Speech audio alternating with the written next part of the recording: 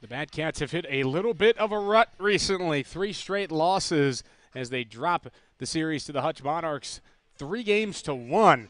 The Monarchs dropped the opening game of the series. Bad Cats won it 4-3, but they came back with a vengeance in the final 3 games of that series to pick up the series victory. It's the first series the Bad Cats have dropped all year to this point, and they find themselves in an awkward spot, not leading the Sunflower Collegiate League really for the first time all season. They are now 2 games behind the Cheney Diamond Dogs, who have been on fire recently. They've really taken care of their business against teams like 316 and Mulvane near the bottom of the conference, and that has kind of catapulted them above the Bad Cats at this point. So Great Bend has got to get themselves back in the win column if they want a chance of winning that first league title in organization history. There's still plenty of baseball to play. Each team with 4 series remaining of 4 games, so 16 league games left to go as the Bad Cats kick off another one here against the Kingman Islanders. Game 1 here in Great Bend at Al Burns Memorial Field. We thank you for joining us here on the Bad Cats Media Network. My name is Mark McClure. It's great to be with you here tonight as the Bad Cats look to get back in the win column.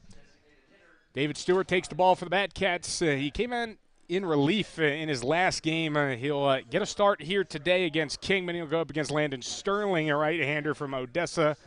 And he's got a 1-1 record, an ERA just under 6. So the Bad Cats feel like they have an opportunity to be really aggressive in the batter's box. And in addition to that, Sterling's not really a swing and miss guy. He's going to pitch to contact, as you can see, with only 9 strikeouts so far this season.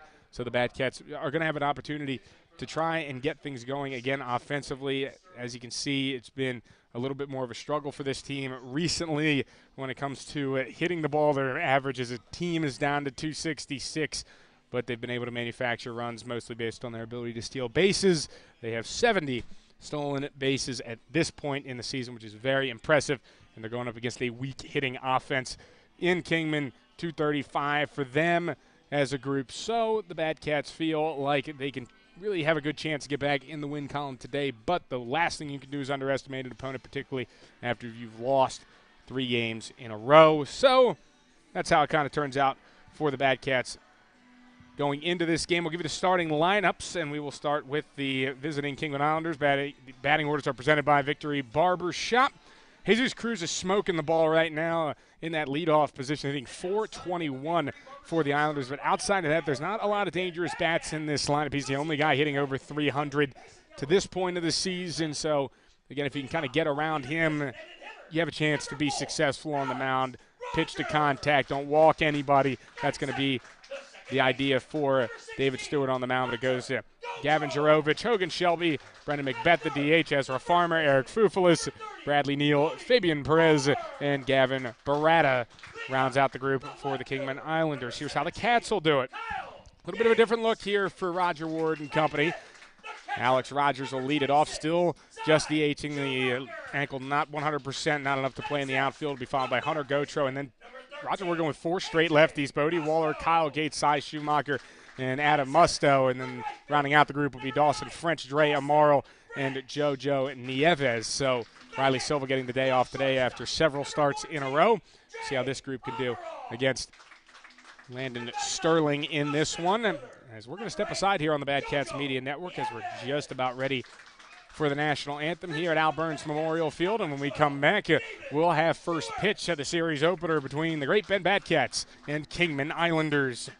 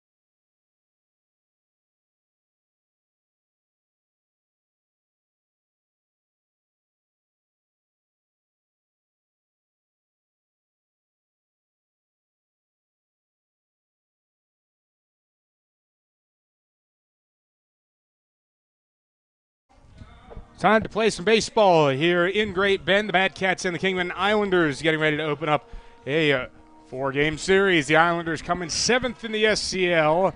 To this point, they are 6-12. I know what you're thinking. That's not 20 games. They have 2 unfinished games against the Mulvane Patriots. So there's still 2 games kind of outstanding for them compared to what you're normally going to see in the SCL at this point with 20 games played for most teams. They're 7th right now, tied for 7th, while the Bad Cats are tied for 2nd. They're trying to bounce back. Thanks for joining us. My name is Mark McClure, now joined by Bad Cats utility man Matthew Howell. And, I mean, this is pivotal for the Cats after their first 3-game losing streak of the season to get back in the win column here against Kingman. Yes, it is. It's very rough. We can do it. So let's get things underway. Jesus Cruz is going to lead off for Kingman. They're rocking the scarlet uniforms today, that kind of really bright orange. And then the blue numbers on the back of the jerseys. First pitch, that's a strike in there from David Stewart. And it's 0-1. Bad Cats are in the Stars and Stripes uniforms today. Here's the 0-1. Check swing, and Cruz doesn't go. So the count will be 1 ball and 1 strike. Still playing in a bit at third, possibly thinking a bunt could be coming. Swing and a miss there. And Cruz is behind here, 1 ball and 2 strikes. Stewart trying to get himself settled in early in this game. He came out of the bullpen his last outing against Hayesville as he tries to pick out the outside corner, but that one is not there.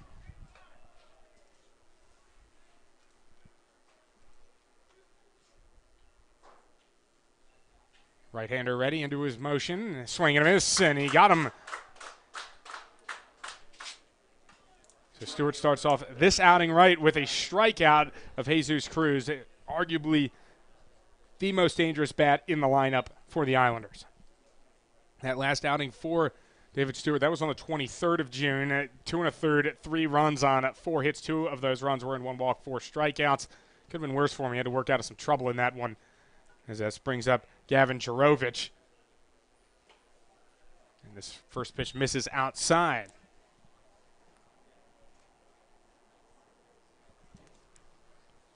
1-0, fouled away. Kingman Islanders were formerly known as the Sunflower Seeds. Basically, were kind of a team underneath the Cheney Diamond Dogs. Pat Hahn, who is the general manager, head coach of Cheney, did a lot for the Sunflower Seeds from a recruiting standpoint. Toby Munn's their head coach.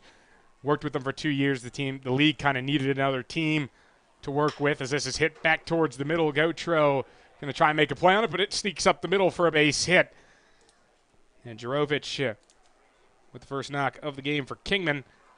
But the league needed 1 more team, so they created the Sunflower Seeds that were more of a subsidiary of the Cheney Diamond Dogs. Did that for 2 years. They stuck around for 2021. They had a really rough year as the Seeds, but they made it through the whole season, which was really tough for some teams that didn't have big rosters, but they made it through the whole year, and now the team kind of becoming its own entity down there in Kingman. Toby Munns has really kind of taken it and run with it, and so he has this squad working, and even though the record's not the prettiest, that's what you have to get. It's the growing pains of becoming a franchise in summer baseball.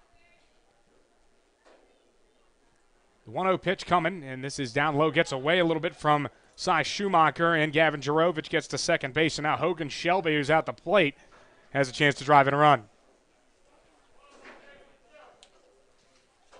Hogan Shelby just finished his senior year of high school. He's a commit to Wichita State University.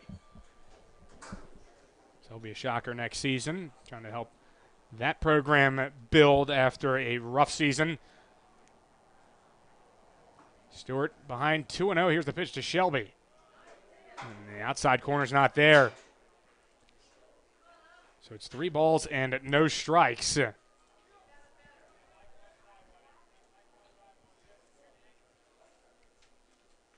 Stewart trying to get back in the zone. We'll see if Shelby has the green light. He does, and he tags one out to center field. This one is caught out there by Nieves, though, for out number 2. Ball was smoked off the bat of Shelby on a 3-0 pitch, but Bad Cats will take it. And this brings up Brendan McBeth. Brendan McBeth hitting .211. 13 strikeouts in 38 ABs for him. He's one of only 3 home runs in the Islander lineup. Checks his swing. They appeal. He did go. So that one turns around as it should have. That was certainly a swing from McBeth.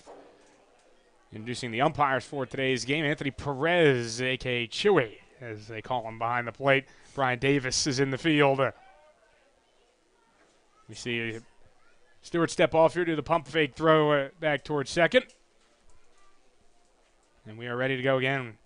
McBeth behind, no balls and a strike. The pitch.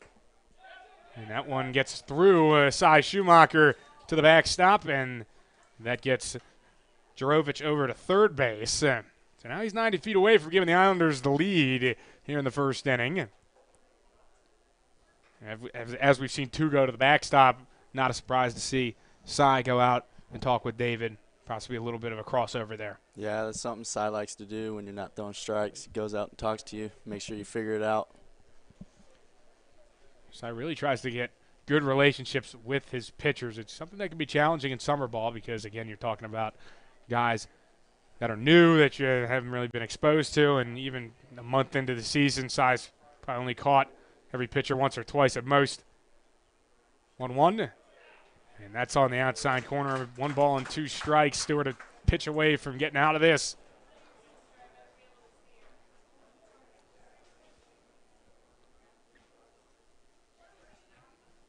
Big righty sets, deals. Outside trying to get him to fish for that one. So the count will stay or move to 2-2.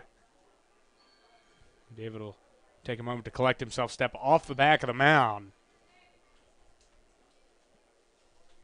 Count at 2 balls and 2 strikes. Here's the pitch. Is that at the knees? It is, and McBeth punched out to end the top of the first inning. So that first run stranded on third base, and the score stays 0-0. Going to the home half of the first inning here on the Bad Cats Media Network.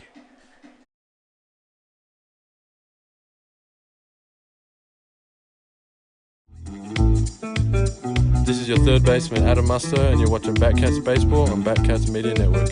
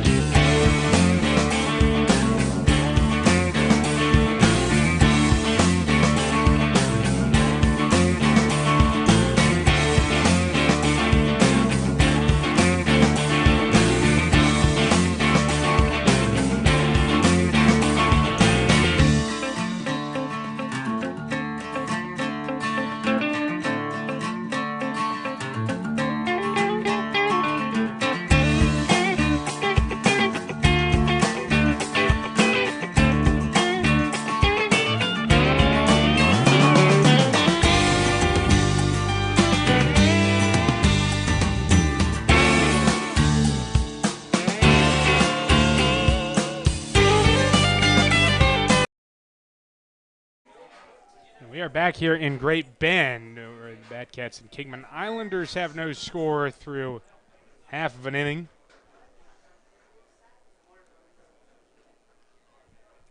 Landon Sterling is on the mound. Here's his first pitch, and it backs Alex Rogers off the plate. That sends a message early. Whether it just got away from him or not, it still definitely has him marking his territory there. It's a scary position to be in.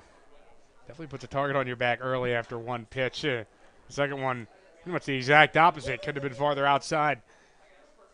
Really quickly, we had a little mix-up on the umpires tonight. So there you go. Brian Davis is behind the plate, and Anthony Perez is out in the field. So that is now clarified. 2-0 count to Raj, and he'll take a strike there, 2-1. Alex Rogers, since he's been back in the lineup, has made a big impact. His first game was a little bit rough. He just had one walk and was 0 for 4, but he's got home runs in each of the last 2 games, both of them solo shots over the tall wall over at Hobart Detter Field. That last one missed, 3-1.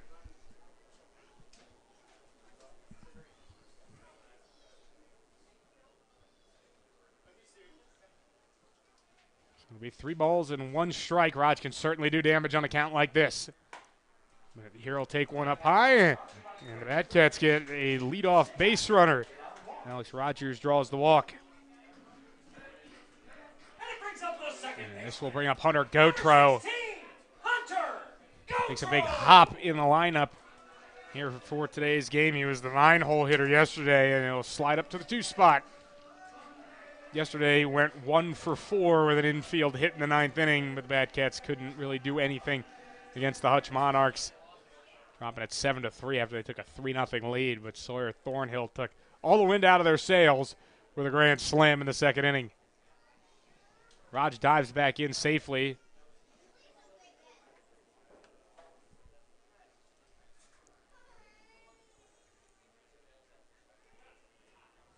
Still waiting for the first pitch. Here it comes. Out of the stretch, and it's outside.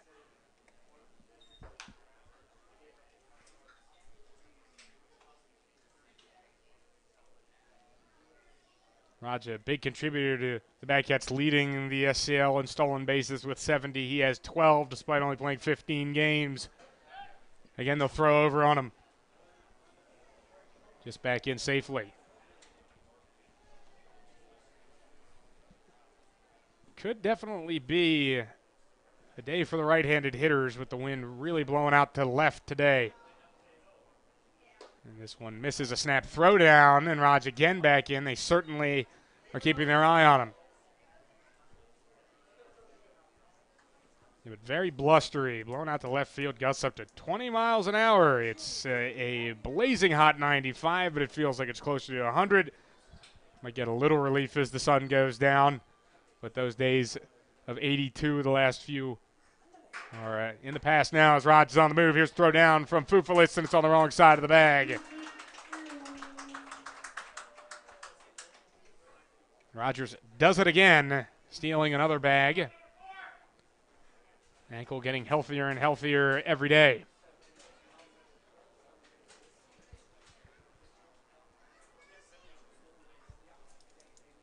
So the Bad Cats, the runner in scoring position, nobody out. And a 3-0 count to Hunter Gotro.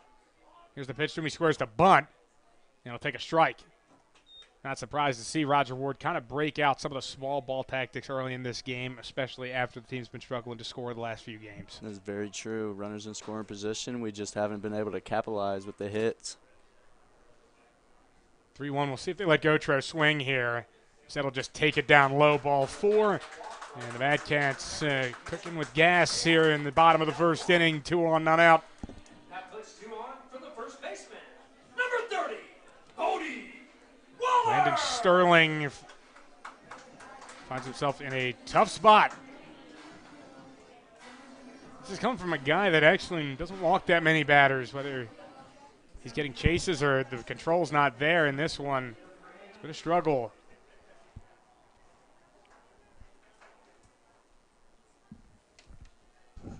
Here's the pitch. And this ball is hit well by Bodie out to deep center field, looking up at the wall. That's gone. Does it again, Mark. A blast to straightaway center by Bodie Waller. It's a 3-run shot, his 4th of the season, and the Bad Cats lead 3-0.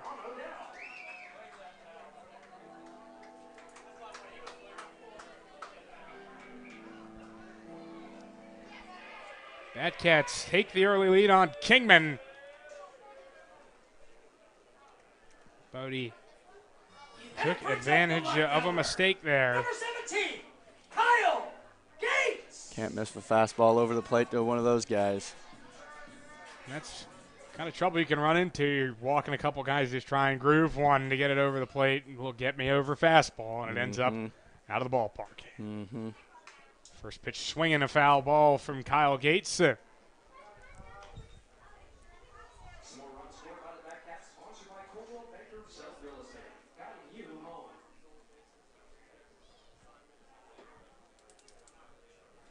Great Bend's been in this situation before, though. Early leads, they've ended up squandering them. So they're going to try and do as much as they can here as this one popped into foul ground. Bradley Neal taking a look, but this one's going to get out of play. So it'll be 0-2 for Gates. Kind of a disaster start for Landon Sterling. 2 walks and a 3-run home run.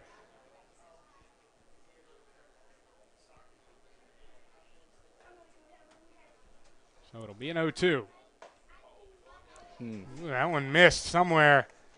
Gates fortunate there. He didn't get punched out because that one had got a lot of the plate, it looked like, from up here. Indeed. So it'll be 1 ball and 2 strikes. Sterling trying to get his first out here in the bottom of the first inning. Here's the pitch. Swing and a miss, got him anyway. Strike 3.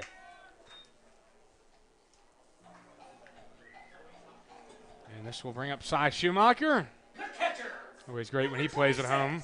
Cy This is Schumacher. fantastic walk-up song. George actually picked that one out for him, Mark. I was wondering, there's no way you can pick that out for yourself. It was the funniest thing. We were all talking about walk-up songs, and George goes, "I got one for Cy," and this is the one he picked. So Schumacher stands in here for his first at bat. And the first pitch is outside. He checked his swing but didn't go around.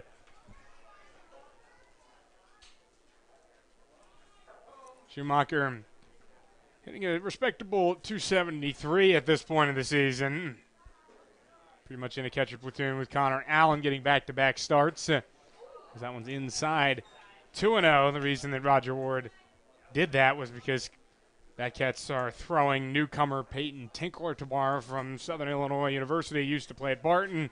Throws from an awkward arm angle, and Connor's used to it. So they wanted to line him up with Tinkler. So Cy gets back-to-back starts as this is a strike called. 2-1.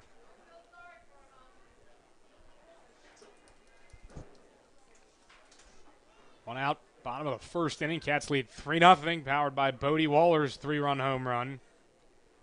The new commit to Mount Marty in South Dakota.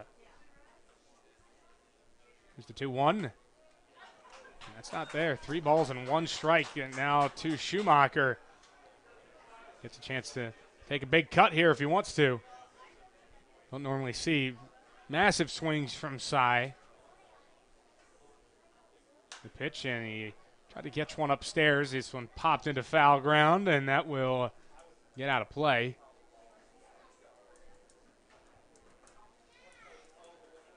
So a full count to Schumacher.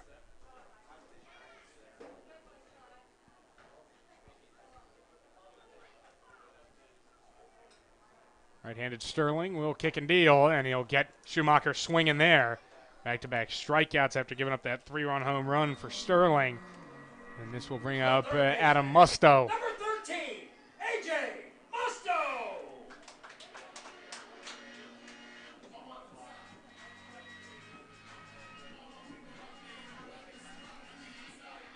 Musto showcased his power in Game 3 of the series against Hutch, hit his second home run of the season. He'd been a little bit late with his bat for a good chunk of the season, but now he's trying to get ahead of the baseball a little bit, helping him really get his power.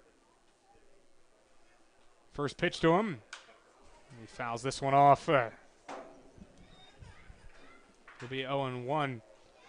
Musto doesn't play every day, but he's going to get a couple more opportunities with Coulter Maldonado shelved for the time being with some swelling in his elbow. So he got hit by a pitch yesterday. 0-1. Musto takes a strike called. Nothing at 2. Musto 306 he's hitting, but he only played in 13 games.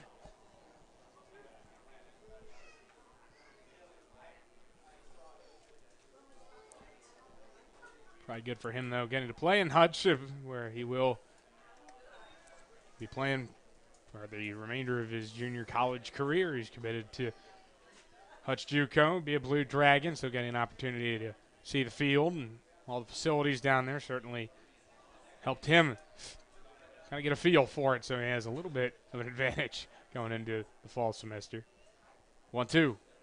He reaches for this and hits it on the ground towards the middle, and it gets under Hogan Shelby for a base hit. Play kind of went in slow motion. Wasn't hit hard by Musto, but they found a hole and you take it. That's a base hit.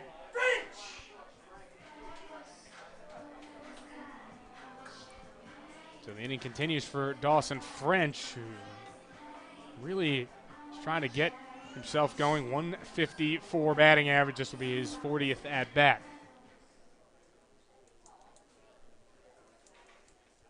And the first pitch,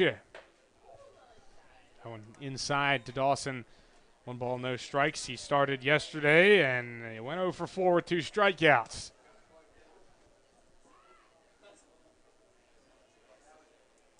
We'll throw to check over on Musto. Didn't have a big lead, but he's got big wingspan. Helps him get back to the bag.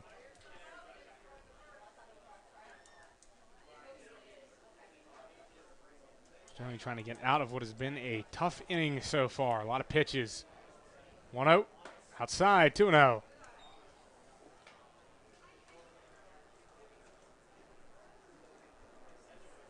Two walks, a home run, 2 strikeouts, and a single now so far in this inning for the Cats. Trying to get off to a good start here against the Kingman Islanders. Last series for the Batcats before the All-Star break, as this is down low. 3 balls, no strikes.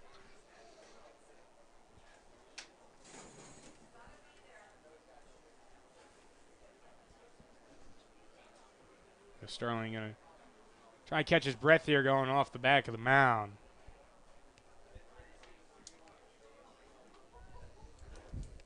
Just wants to see this inning come to an end. He's 3-0 to French, and if he puts him on, Dre Amaral would hit next. There's the delivery. That's 4-pitch walk to Dawson. Musto to second, French over to first. 3 walks in this inning. And here we see Eric Fufalis going out to the mound, talking with Landon Sterling. Shortstop, number 14, Dre Amaral.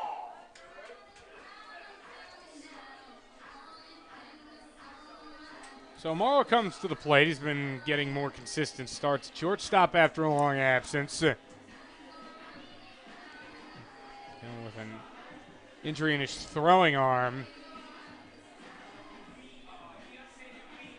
Started the last 2, though, 0 for 8 with 5 strikeouts.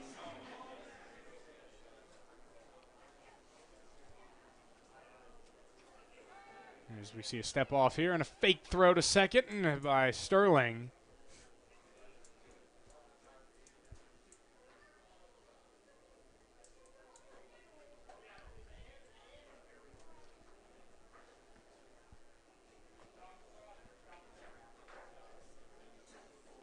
First pitch, and Amaral takes the strike. Well, has an interesting swing when he does swing the bat. Takes a big step towards the left field line. See that when he takes for a strike, breaking ball behind 0-2. So we'll have to fight here as Sterling tries to get out of this inning. He's already faced now 8 Batcats. 0-2 pitch. Couldn't pick out the outside corner, and it's 1-2.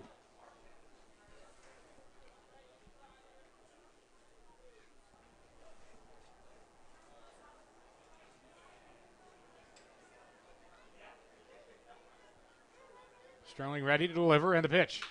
Amaro rips one to the left side. That'll get through a base hit. Neal coming up with it. It's a kind of died on him out there in left field. He's going to have no play at the plate as Musto scores. Amaro gets to second base, 4-0 Great Bend.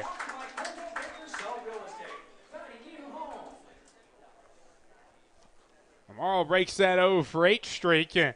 Dawson French to third base, and he even got an extra base out of it. And it brings up the center fielder, number 8. Definitely takes the outfielders from other teams a minute to adjust to the Batcats field. It's just the grass is longer than what you're normally going to see. It just dies the second it hits the grass. And if you're not charging hard, you're going to give up an extra base. Yeah, that outfield grass is a little on the rough side out there. Definitely shaggy, no doubt about that, as this is a first pitch strike delivered. JoJo Nieves, the Batcats batted through here in the first inning, up 4-zip.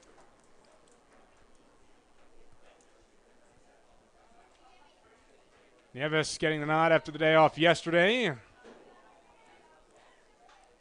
Here's the 0-1 a breaker that stayed high.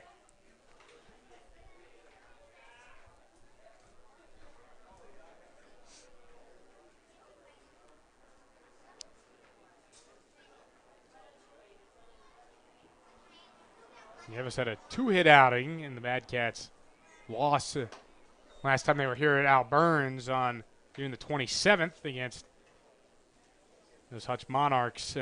Went 2 for 4 in his last start. That was, he didn't play in either of the games down at Hobart Detter.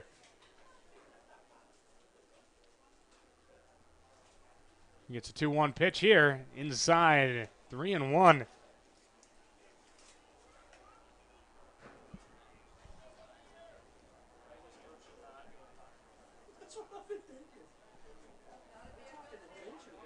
First base is open. Bring up Alex Rogers, though, so you just got to attack it. For Sterling on the mound, the pitch. Got one back in the zone there. It was fouled away by Nieves. We have a full count.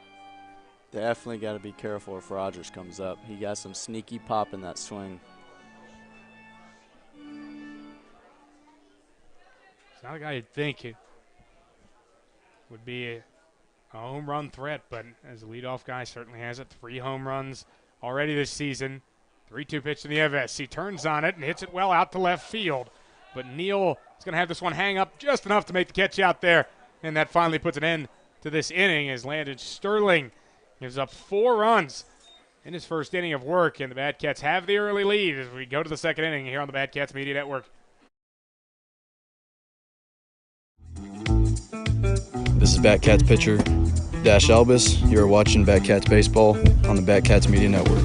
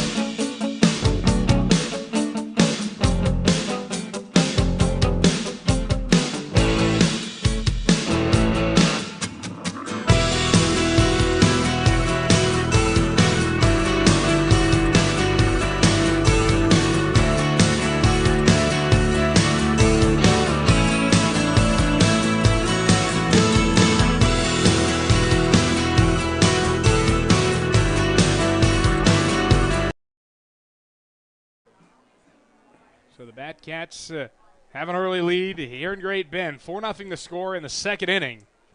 So now David Stewart has no excuse just to attack the zone here with early run support.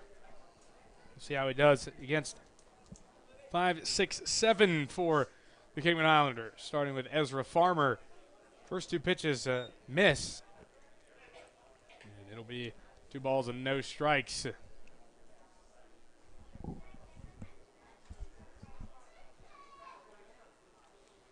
2-0. Gets back in the zone there with a breaking ball strike. So 2-1 as Farmer comes in hitting 208 to this point. He pops this one up, but this will get out of Albert's Memorial Field and into the parking lot. So 2 balls and 2 strikes.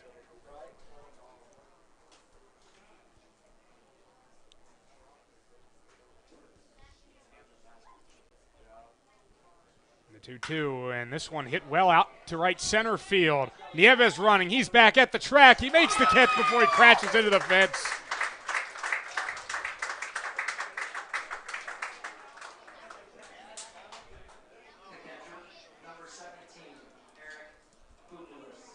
You see David Stewart giving some love to his center fielder there. And he saved extra bases. That cat's defense has been able to make those plays in the outfield. That one looked like it was trouble the second it hit the bat. So Eric Fufulis at the plate, the catcher. First pitch to him, and he swings and misses. No ball and 1 strike. The Islanders come into this game after a 4-game series against the Sluggin' Rebels, in which they took 1 out of 4. Ready for an 0-1. Outside. Despite the record for the Islanders, they have done their best to hang in there. In a lot of series, they took 2 of 4 from Hayesville. Managed to take it.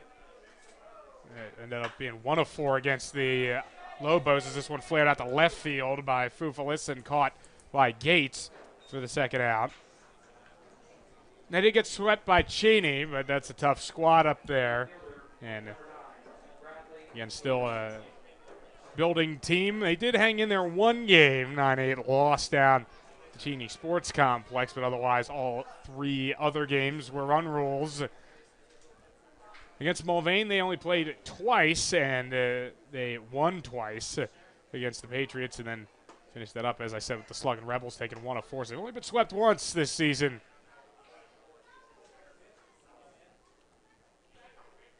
Bradley Neal at the plate. It's an 0-1 count. Here's the pitch from Stewart, and this one a skied ball into shallow left. Looks like Amaro wants it, and then he lets it drop. Trying to get to second base is Neal, and he gets in there. Oh, did he overslide the bag? Oh, yeah, there was a man on first.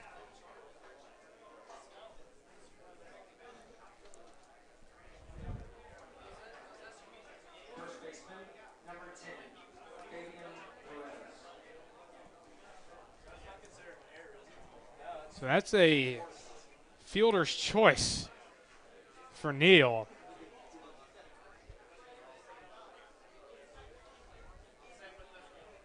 Just swing and a miss there. Nothing in 1. We apologize. Fufulis did reach. That ball was dropped by Gates out and left. He played it off the bounce, so my apologies. But he was eliminated there on that fielder's choice. This delivery is hit into foul ground by Perez. That'll get out of play.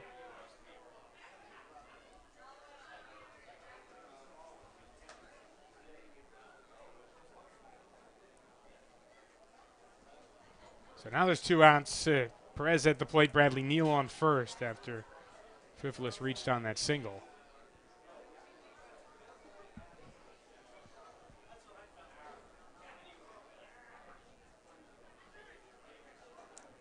Nothing in 2. Here's the pitch.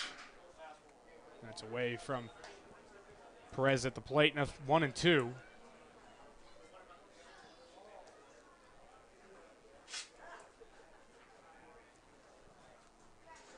Here's a 1-2 pitch. Fouled back. That's an opportunity to take a look at the defense for the Batcats in this one. Left to right in the outfield, Kyle Gates, Jojo Nieves, and Dawson French. Got a Musto at third, Dre Marles at short. Right side of the infield, Hunter Gautreau and Bodie Waller, the Hutch combo. Cy Schumacher makes up the battery with David Stewart. Here's the pitch, and this one fouled over to third, but Toby Munz just couldn't barehand it over there. Good effort.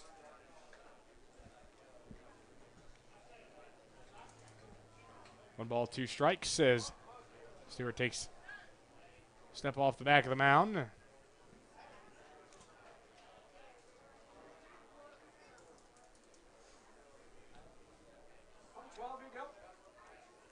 Stewart looks over at first, and he'll fire one to the plate as the runner's on the move, and then retreats halfway down the baseline. Would have been a good one to back pick him on right there. Just opportunity to possibly pick Bradley Neal off of first base, but instead Stewart will have to go back after the hitter with a 2-ball and 2-strike count. Stewart from the stretch gets some swinging at something away, and that is Stewart's third strikeout of the game, and that ends the top of the second inning. 2 scoreless innings for Stewart as the Batcats lead 4-0 going to the bottom of the second inning here from Al Burns Memorial Field. Stay with us.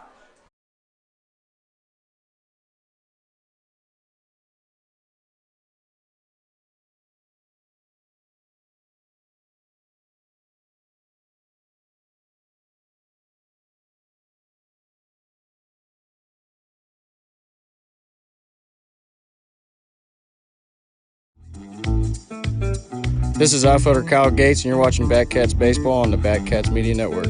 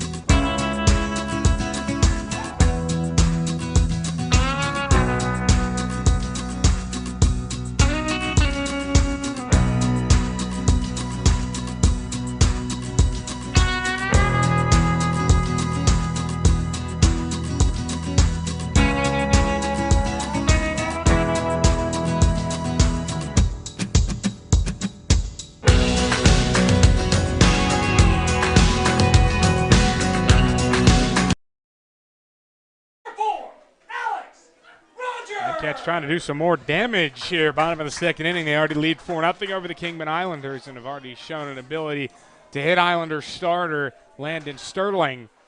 He batted through in the first inning. So Alex Rogers leads off here in the bottom of the second. First pitch to him.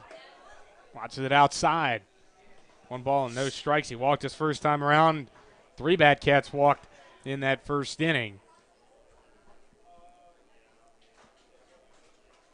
Definitely need to attack the zone more here. 1-0. It's one in there, 1-1. Just surprising for Sterling to have the control issues. That 3 walks matches his season high.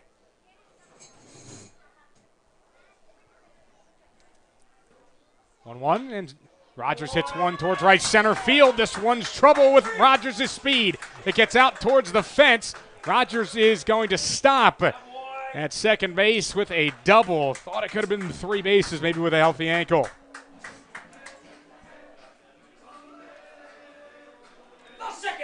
Batcats certainly take the extra bases, though, as Hunter Gautreaux comes to the plate. And also, you know, the golden rule, you can't make the first or third out at third base.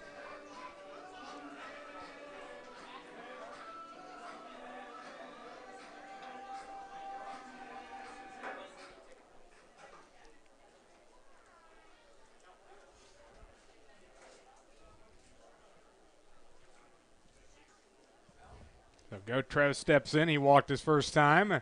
First pitch breaking ball. That's in for a strike. And a big 12-6 curve that's worked pretty well when you think about it for Sterling. It's just a fastball has been a little bit erratic. Here's the 0-1. He'll try and break him off again. This one fouled away. That one like was off the hands a little bit. You can see Gautreaux shaking his hand off.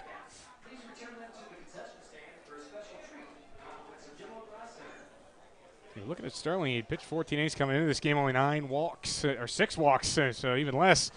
And season high came over 4 2/3 innings of Mulvane as this one's hit to right field. Bad read originally by Juravich, but he does recover to make the catch. Rogers will trot to third base. Got to get down, though. I thought that was going to be a little bit of a easy 90 feet, and it didn't turn out that way in the end. Still got into third, though, and gives an RBI opportunity to Bodie Waller. First baseman, number 30, Bodie Waller.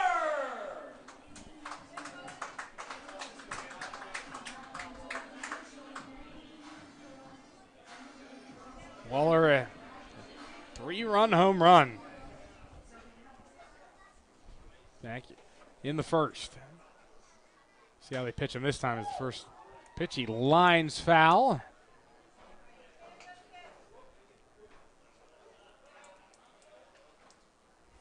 Definitely had some venom on it. Count 0-1.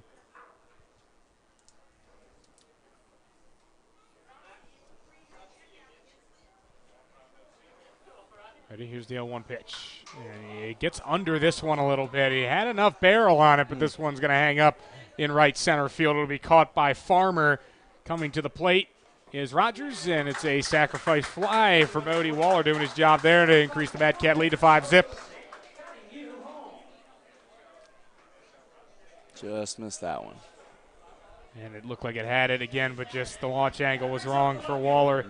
As we have a gander now at the defense for the Kingman Islanders. Neil Farmer and Jurovich in the outfield. Then Gavin Barata, Hogan Shelby, Jesus Cruz, and Fabian Perez on the infield. And Eric Fufulis is the battery for Landon Sterling.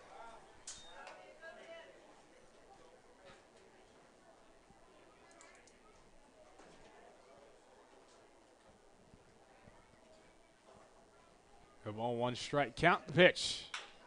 This one chopper to the right side, fielded by Cruz, throws first, and that ends the inning. Batcats get another run, a sac fly from Bodie Waller. He's got 4 RBIs in the game, and the Batcats have a 5-0 lead as we head for the third here on the Batcats Media Network. Right here in the center of the whole USA, on the bend of a river, in the heart of the Sunflower State. Great people, great places, great band. You've got a day, a weekend, or a lifetime to spend with so many things to offer. Come again and again for great people, great places, great band. Great people, great places, great band. We've all heard what they say about us. Flyover state, middle of nowhere, a bunch of country folk. Go ahead and fly on over. There's nothing going on. Nowhere to be. And yeah, we've got a lot of hard-working, entrepreneurial, best neighbor you could ask for farm families. We're proud of Kansas, and that's why we built our entire network for it. Next Tech Wireless, keeping Kansans connected.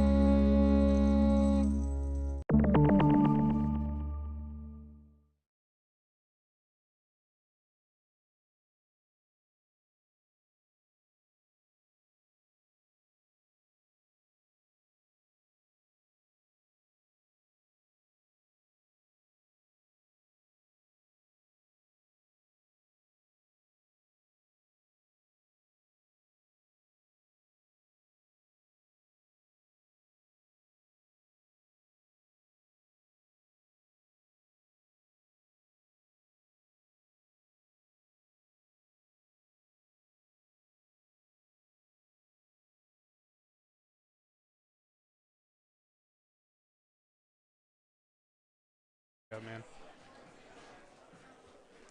So David Stewart has another run to work with. 5-0 lead now as Kingman needs to get something going offensively if they don't want to get blown away here in Great Bend in the series opener.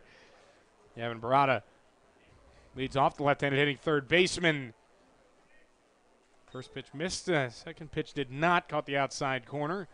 And it's 1 ball and 1 strike. And Barata hitting 190, so it's been a struggle for him. 1-1 taken high. Hitless in his last couple of games. He has walked twice.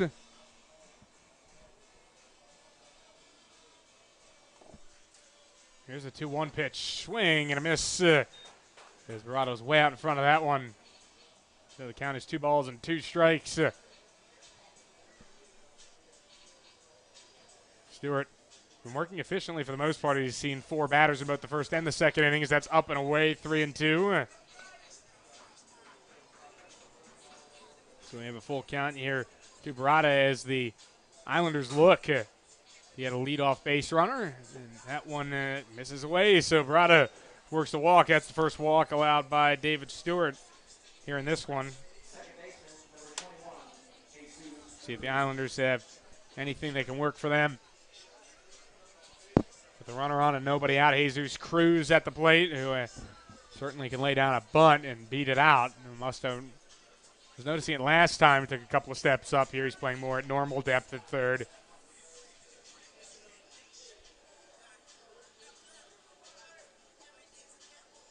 Stewart advances at first, and here's the pitch to Cruz. He chops one over to first base, but that gets between Bodie and Gautreau and gets into right field. Trying to get to third base is Barada. He will slide in, and he is out. They throw back to second, but Cruz gets in there, and that is why you hustle on the bases. He was kind of coasting a little bit as he headed into third. He also hesitated around second, and that gave Dawson French plenty of time to make a good throw. Yep, that will cost you if you're not paying attention out there on them base paths. Good throw by Dawson. He charged hard and knew that it was going to die on him a little bit. And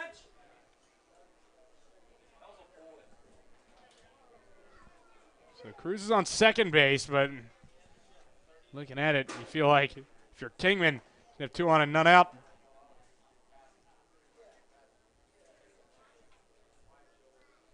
And now it's Gavin Jurovich.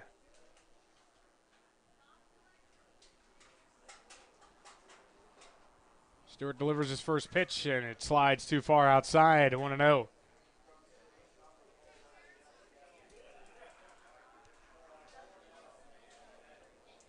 Cats hoping to hold on to this lead in Game 3 against the Monarchs. They had a 4-0 lead. Ended up turning to a 13-6 loss as this ball is crushed out to deep left center field by Jurovich at the track. It is caught by Kyle Gates trying to tag up and get to third as Cruz. He gets in there. That one could have been a problem, but just stayed in the yard. Shortstop, number 7, Hogan Shelby.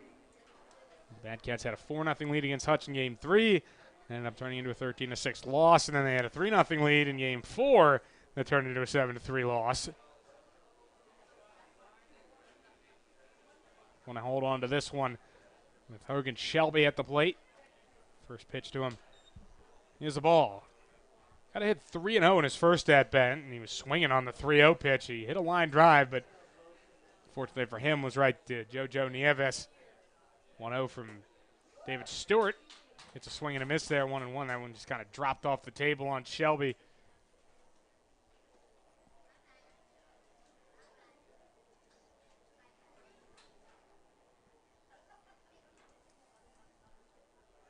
This 1-1 pitch drops too low. 2 balls and a strike. Yeah. Second time for the Islanders. They've had a runner on third. First time that runner got stranded there. Shut out through 2 2/3 by David Stewart as this is outside 3-1. So more danger here for Stewart against Shelby. Another 3-ball count. Here you go, 1-2.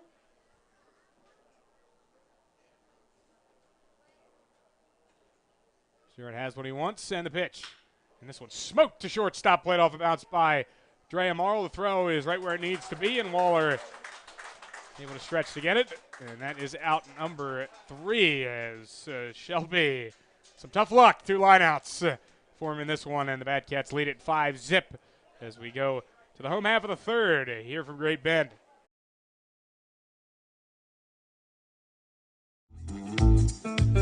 This is Bodie Waller, first baseman, and you're watching Bad Cat Baseball on Bad Cat Media Network.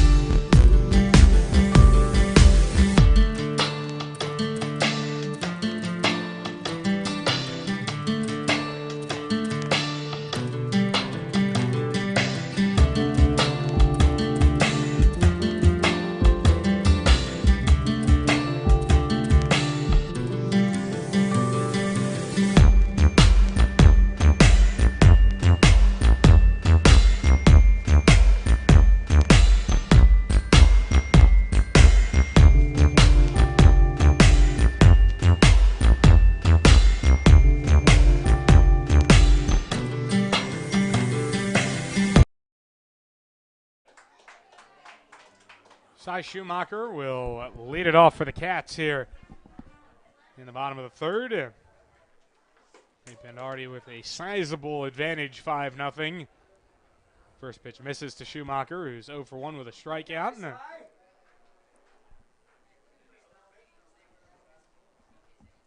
1-0. They appeal, and he did not go, says Anthony Perez, which again is something that is really frustrating as a left-handed hitter when they check for a check swing and the umpire's at first base, and they call it a strike. And as we see a strike called there on the inside part of the plate, 2-1.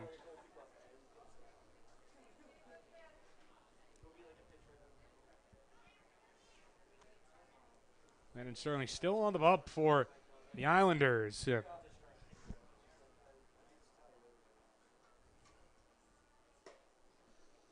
one not there to Cy, 3-1.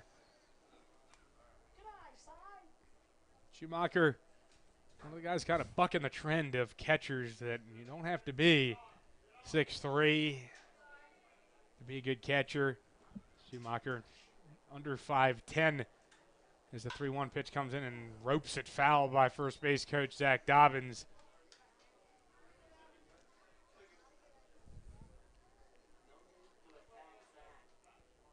Catchers kind of bucking trends all over the place. Coming from Maryland, watching catcher Luke Schliger, who was 5'9", lead off and steal double-digit bases in the Big Ten was pretty impressive, as this is a swing and a miss from Schumacher. He strikes out. The third baseman, number 13, A.J. Musto. So this brings up Adam Musto.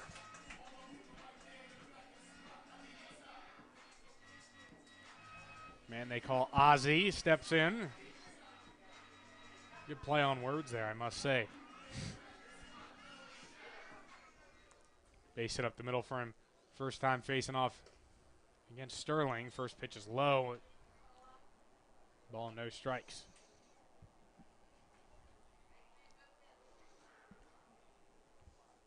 This is a home road series for the Bad Cats. So tomorrow's game at Kingman, they're back here against the Islanders. The game will be on Saturday, and then they'll wrap up the series on the road in Kingman on Sunday. And that'll take the Bad Cats into the All-Star break, as, believe it or not, we're almost to July 1st. 2-0. And that's a strike call. Maybe hard to believe, but only 22 days left of the regular season in the SCL, and then you're ready for postseason. 2-1. And Musto hits one towards left center field gap, and this one is going to drop. Nearly hops over Bradley Neal, but he does cut it off before it gets the wall, so it's just a single for Musto.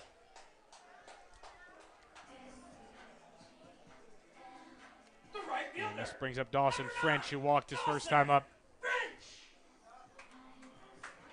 Not sure if there will be an SCL tournament this season. It's something that's in the works. League's trying to get it figured out, because otherwise you have a big gap between the end of the season and when your postseason tournament, Summer Ball Showdown, and NBC World Series start, and it's at the beginning of August, and your regular season slate's over. It's 22nd of July, so you got about 2 weeks before you really start anything, as that's inside 1-0, so they're trying to work out a tournament, plus Bad Cats scheduling some miscellaneous games as well. I have a game against Liberal in there.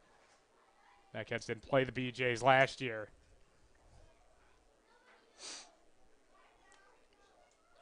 Throw over, and diving back in is Musto. Wasn't far off the bag.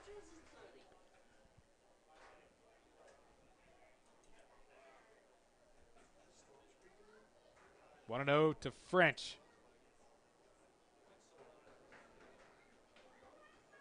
And here's the pitch.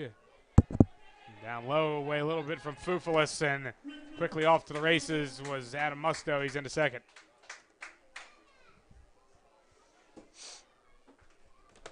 So Bad Cats, another scoring threat. Bottom of the third inning.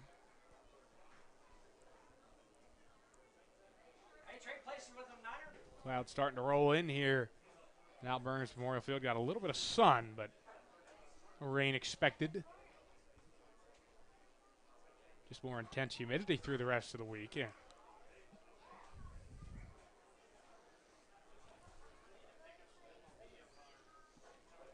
Good hitters count here for French, 2-0.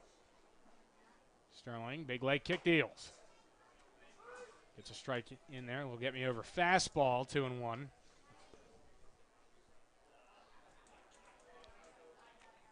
Cats have scored in each of the first 2 innings. They had 4 in the first frame and 1 in the second as Musto dances off a second. He throws back and right into center field. There was no one covering the bag. That's not good. Heading to third base is Musto, and I mean, that is one of the most frustrating things for a pitcher and one of the most devastating things to watch when you see the ball floating over and there's no one within 5 feet of the bag. That is not something you want to happen to you when you're on the mound.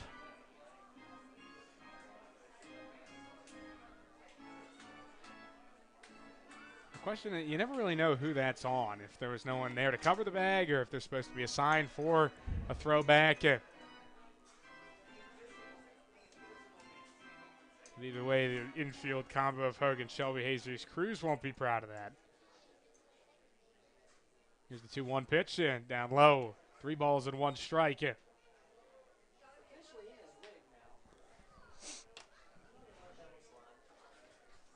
Certainly trying to battle here on the mound through a tough spot. Runner on third, 1 out, 3-1 to Dawson French. He's already thrown a lot of pitches. Here's a 3-1. And he misses, and French walks for the second time. New season high for Sterling as he gives up his 4th walk. And this brings up Dre Amaral. Number 14, Dre Amaral. Amaral ripped a base hit between third and short his last time.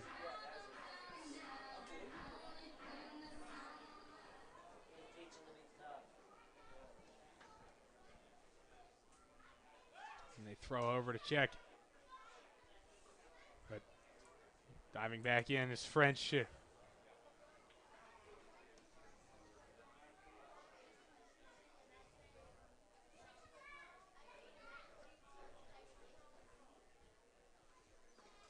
this pitch down low, and that one skips away from Pupil. It's going to be played at the plate, and Musto is safe. It gets under the tag of Sterling, and it's 6-0 Cats.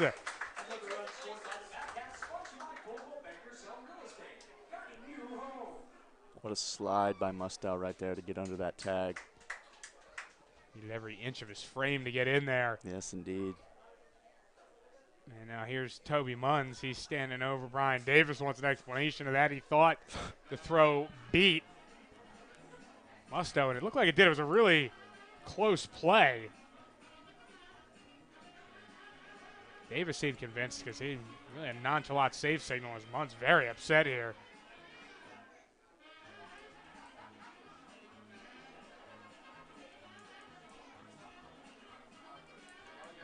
The acting out is always what's great to look at when the argument is happening at the plate, or really anywhere between a head coach and an umpire. Roger Ward's known for it. Yes. Munns has said his piece, and he'll head back to the dugout.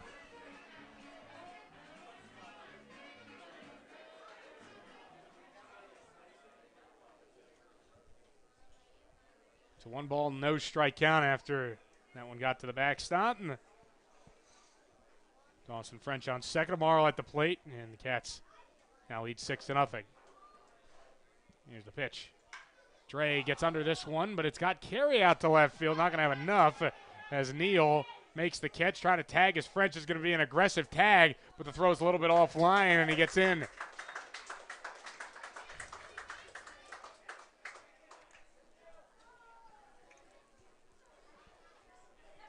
So French 90 feet away from scoring as JoJo Nieves comes up. The center fielder, number 8, JoJo Nieves. Nieves with a fly out on his line so far, 0 for 1.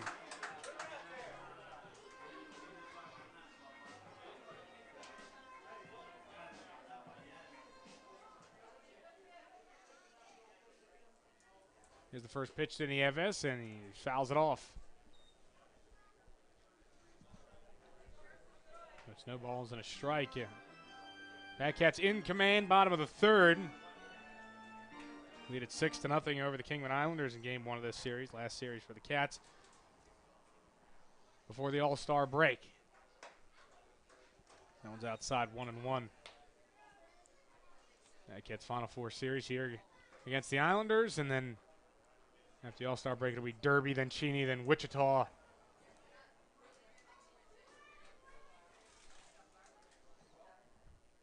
Here's the 1-1.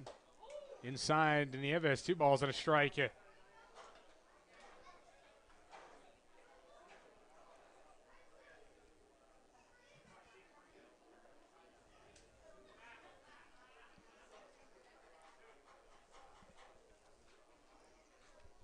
Sterling ready. Looking at third, he'll come home with it. This one sharply grounded over to third base. Grabbed by Barada. His throw is a little high. Did he keep his foot on the bag? They say he did. Ooh. They said that Perez kept his foot on the bag. Roger Ward quickly sprints out of the dugout. That was a big stretch over at first base. But they said he stayed on. Batcats will have to settle for just the 1 run in the inning. And the umpires will get together here, so we'll stay with you, see if Brian Davis and Anthony Perez have something else up their sleeves here. You rarely see changes here, but we'll see if there'll be one here.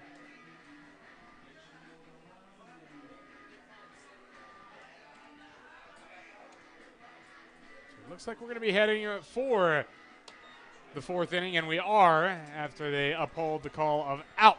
So time to go to the 4th inning. Batcats lead 6-0.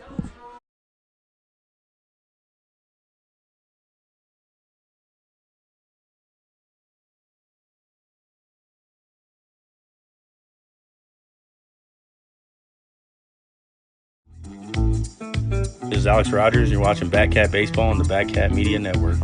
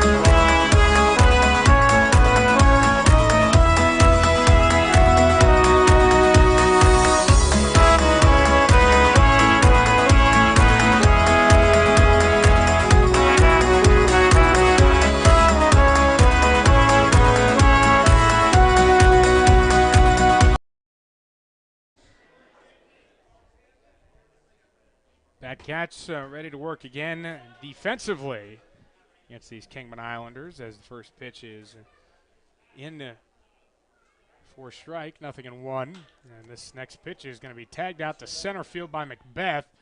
Tracking it down, though, in center is JoJo Nieves. He makes the grab.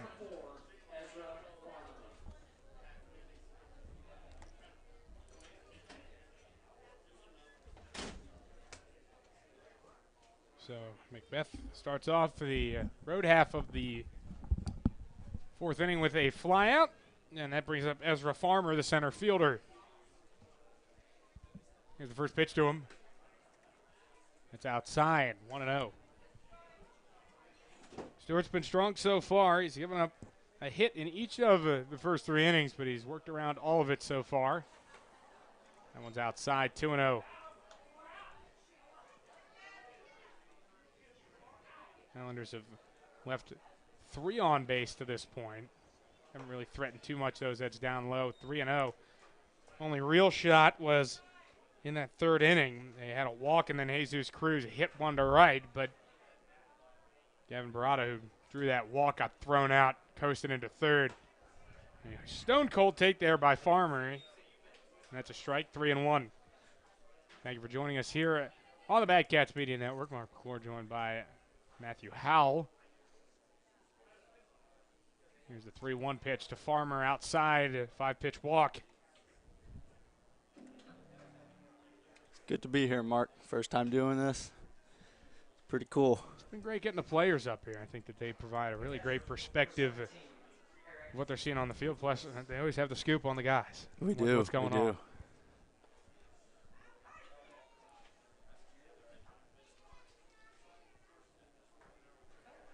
So here is Eric Fufulis hitting his first at-bat, little blooper to left. First pitch to him, down low, taken 1-0. So here we are again with David Stewart working out of the stretch. He's kind of become known for his ability to work out of trouble on the bases. 1-0 pitch, a check swing, snap throw by Schumacher. It's just back in there safely.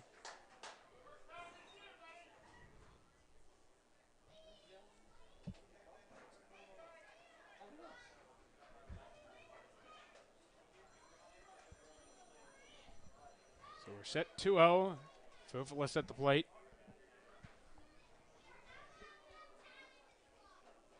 Here is the 2-1.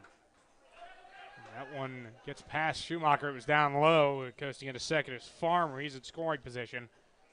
Only one out as the Islanders still looking for their first run of this one.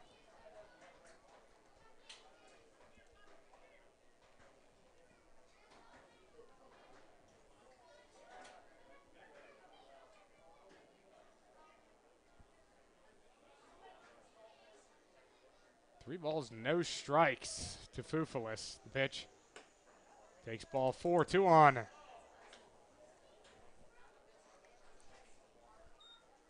Now 3 walks issued by David Stewart.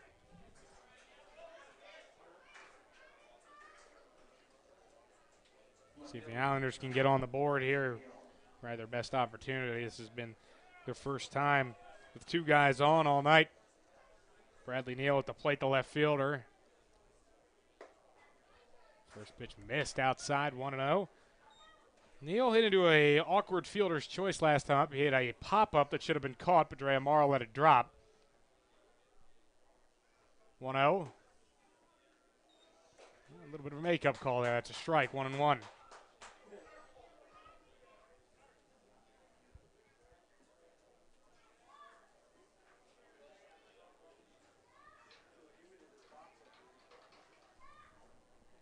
Ready? Here's the 1-1 pitch. And that one dropped right in. Nice one from David Stewart. And he's ahead 1-2 here on Neal.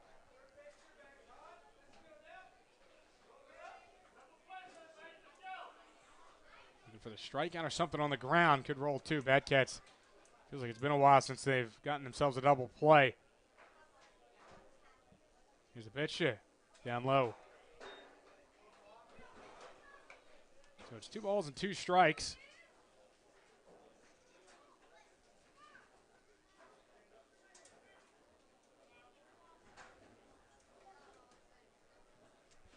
Stewart has a look over at first. And here's the 2-2, and it's foul tipped. So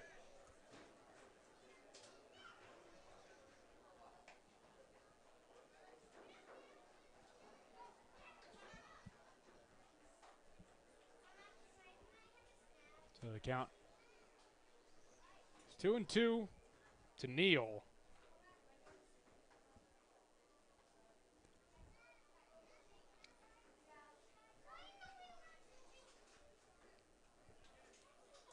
And here is the pitch. Breaking ball, swing and a miss from Neal. Good pitch right there from Stewie. He's up to 4 strikeouts, and now those runners still standing on first and second. It brings up Fabian Perez.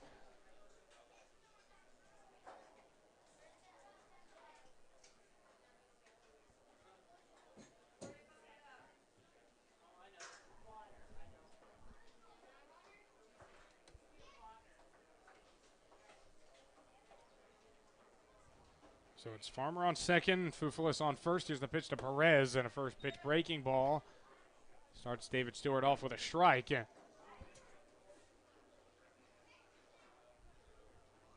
it's 0-1.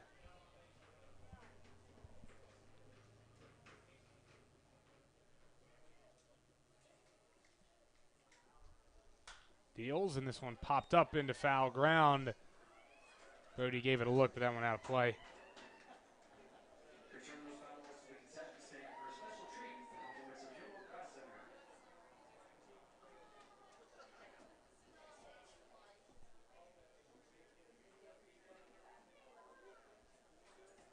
Way ahead, Stewart, 0-2. Trying to get out of this inning and strand those 2 runners on for Kingman.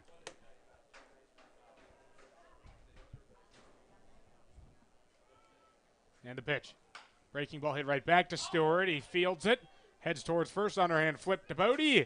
And that's out number 3. It's been a battle, but David Stewart has thrown 4 shutout innings here in Great Bend against the Kingman Islanders, and the Bad Cats have a 6-0 lead. More baseball when we come back.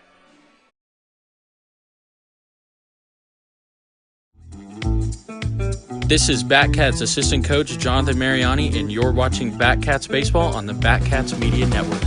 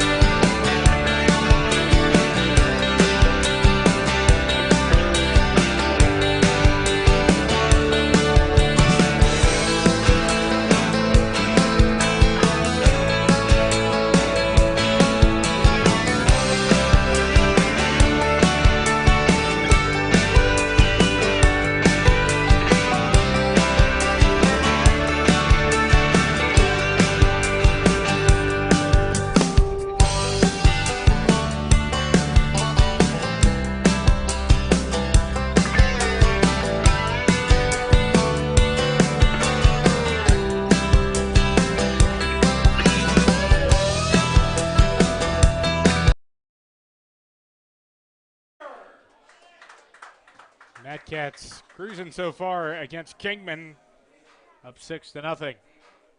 Be nice to put 4 more on the board right here. Especially for the Bad Cats who want to save as many pitching innings as they possibly can. Yes. They're in game 4 of a 7-straight game stretch. 7-straight game day stretch, I should say, because that one missed away. Mm-hmm. Rogers 1 for 1, a walk and a double, 2 runs scored. Another good day for the Bad Cats DH. Making an impact even though he can't be out at his home in center field. Strike in there, 1-1. One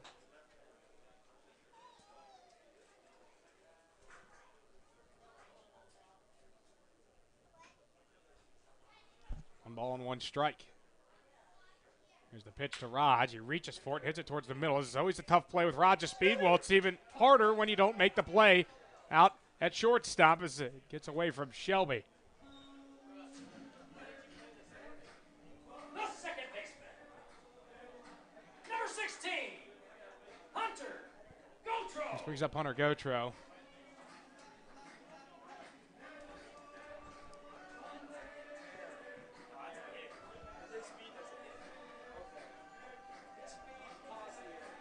So that will bring up Gotro. After that error by the shortstop Shelby.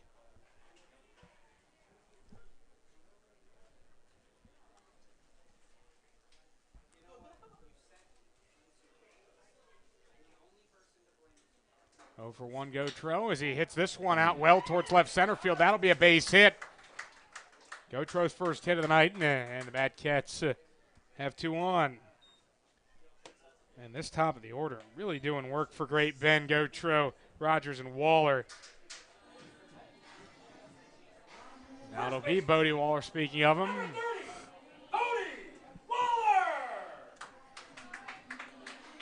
More chance for RBIs for Bodie. Already has 4 in this game. He's 1 for 1. 3-run home run and a sac fly.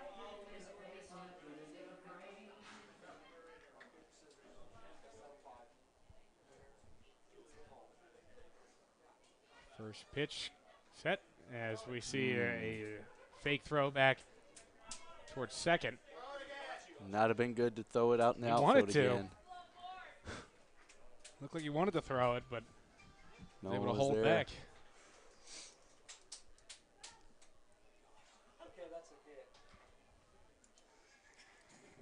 As this one is popped foul to the left side.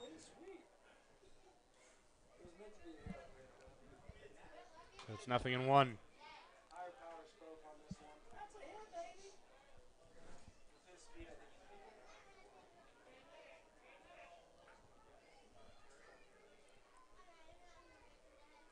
Rodeo, 1 count to him.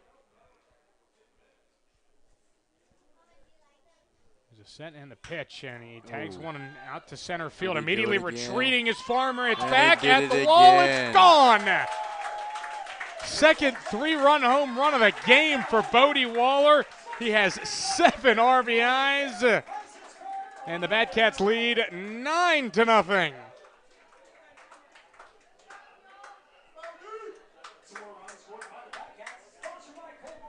Bodie has his 4th home run of the season. Could be the start. Could this be the start of something special for the Batcats' left-handed hitting first baseman? He's been a big impact for us lately, Mark. I mean, those were both to the deepest part of the yard, too. Yes, dead center. This is Kyle Gates to the plate, 0 for 2. And that's his first pitch strike.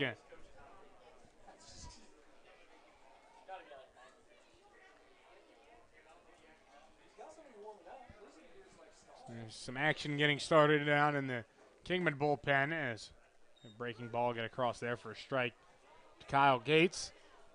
Bodie Waller, after those 2 home runs in this game, has overtaken Simon Larranaga and Kyle Gates for most RBIs on the team.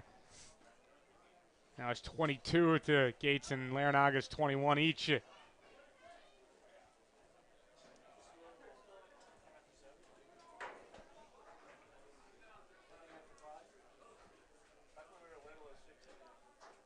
Got 5 home runs this season, and that second most as this one heads for the gap in right center field. That's a base hit for Gates. Oh. He stumbles going around first, so he'll have to retreat. Wasn't probably going to test anyway, so he'll have a single, and that brings up Cy Schumacher. Number 26, Cy Schumacher.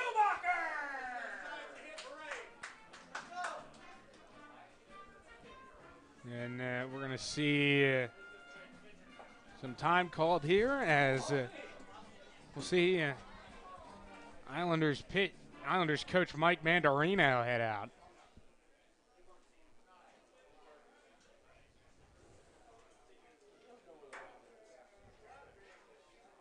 Actually, check that. That is pitching coach Jake Graber out to the mound.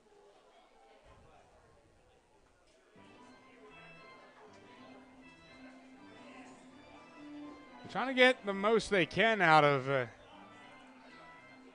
Landon Sterling, my apologies, on the mound.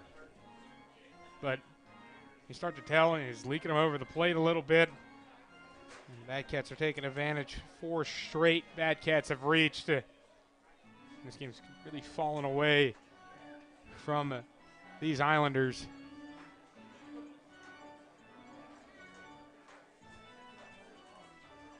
Yeah, it's a rough one for him right now. It's always tough, particularly on the pitchers. Still nobody out. Schumacher at the plate. Here's the pitch outside, and that one out of the glove of Fufalis and too far away as Gates gets to advance.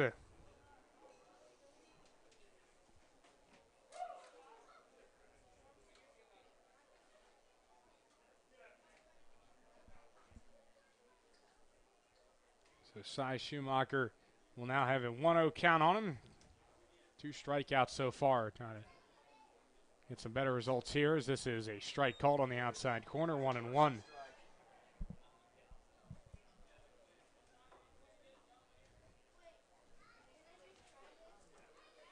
Islanders just haven't been able to keep the Batcats off the board in any innings so far. 4 in the first, 1 in the second, 1 in the third, 3 and counting here in the fourth.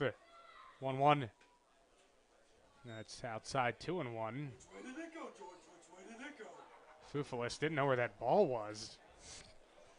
Just dropped right out of his glove.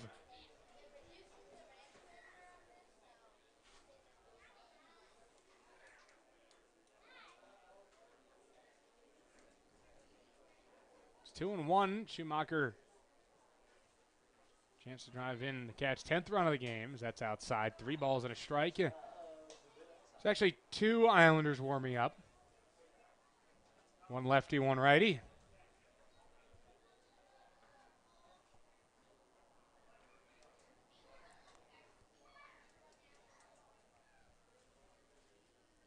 Counts 3-1.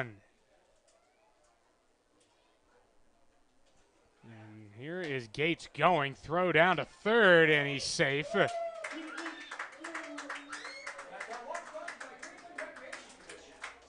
addition to that, that pitch was a ball, so Schumacher walks.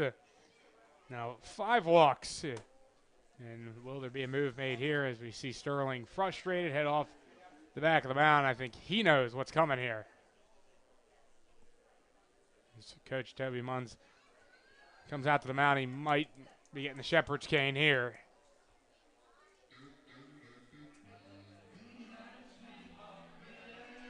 So now, not sure if Sterling, this is just a little frustrated, or is he hurt? Just can't stand on the mound. He just keeps walking around. Looks like it all is just frustration, and as he'll hand the ball to the new pitcher coming into the game for the Islanders. And we'll have who that is when we come back on the Bad Cats Media Network.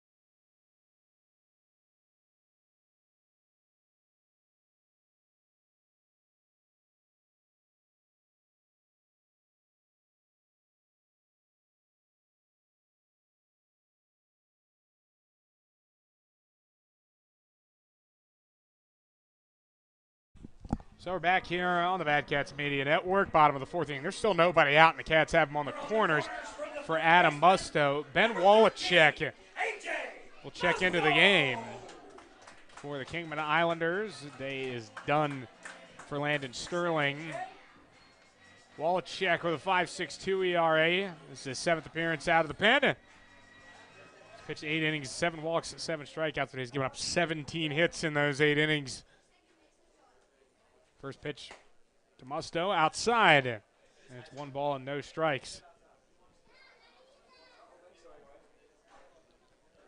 Line could still change for Sterling. But as of now, 3+ innings. Gave up 9 runs, 8 earned. He walked 5 and struck out 3.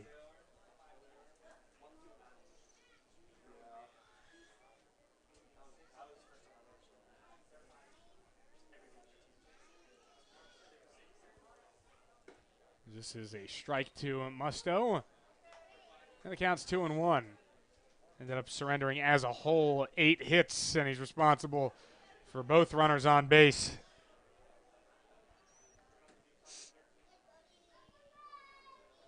Easily his roughest outing of the season as they see a strike across here to Musto, and it's 2-2.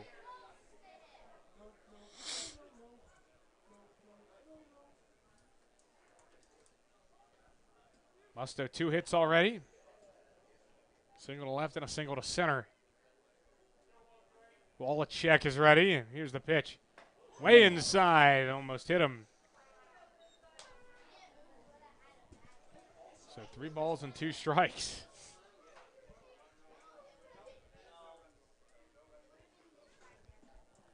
That's up 9 runs. Possibly eyeing run roll victory here in this one. 3-2 pitch, and that is going to miss low. Ball 4, and they're loaded for Dawson French.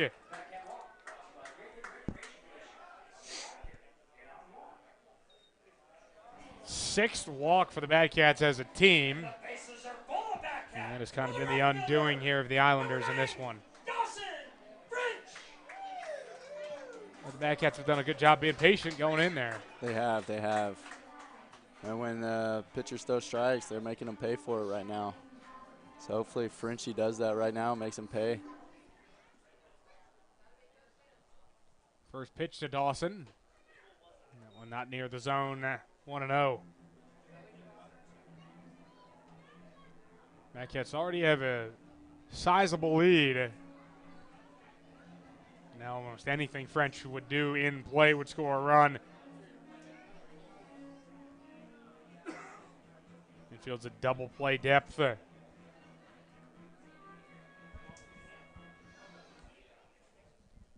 Corner infielders are in. Here's the pitch. And French hits a chopper towards second base. Oh. And Cruz lets it eat him up, and it gets into right field. Kyle Gates scores. Right behind him, Schumacher. Getting to second base is French, and it is 11-0 after a really poor defensive play by Cruz. It's not what you want to have happen in that situation. Got to keep that ball in front of you. Musto to third. As French reaches on that error. Now 2 errors in this inning, and they've been costly for the Islanders.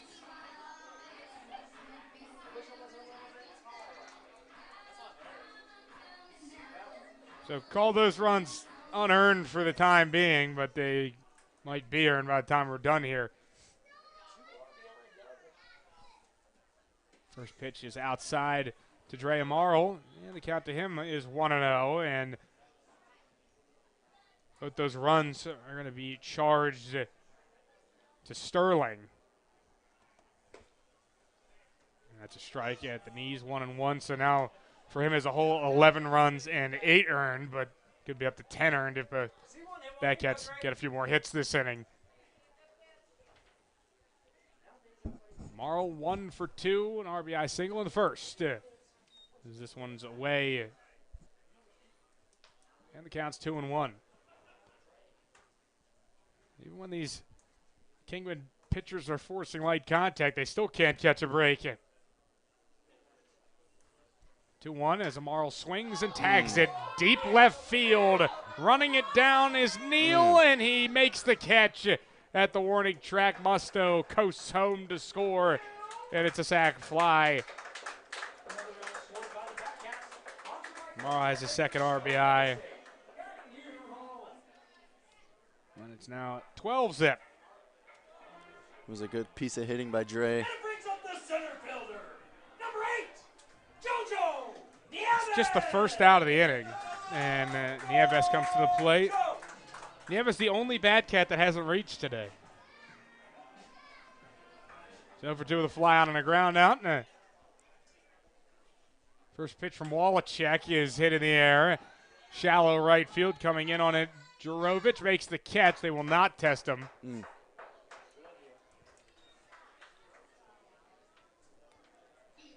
we're back where we started this inning with Alex Rogers.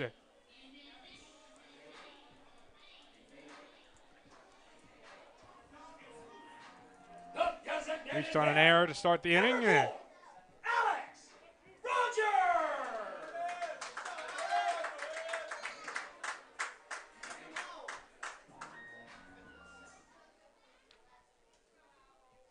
1 for 2, 3 runs scored for Raj. First pitch to him is outside, and the count's 1-0. That gets kind of were waiting for an offensive explosion. They've been held in check the last couple of days, and here we are as this is fouled back by Raj, 1-1. And as a whole, the last 3 games of the series against the Monarchs, it's 16 hits in those 3 games together. So they've been a little bit silent.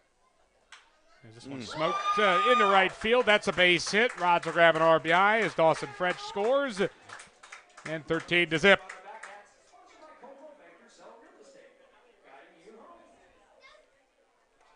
So now it'll be the 11th batter to come up this inning, Hunter Gotro.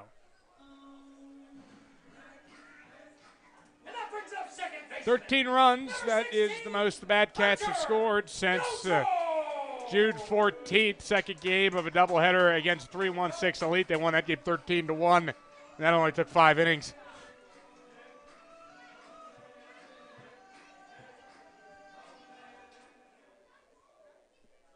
Ooh. First pitch, that one skipped away, but Raj was late to react to it.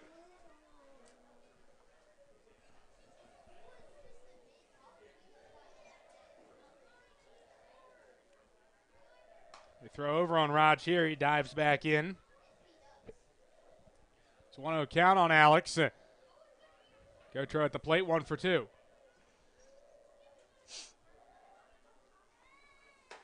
This one up high. It is 2-0.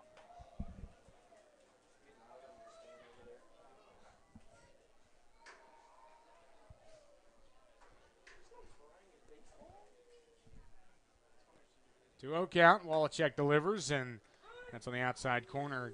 Gets across the strike, 2-1.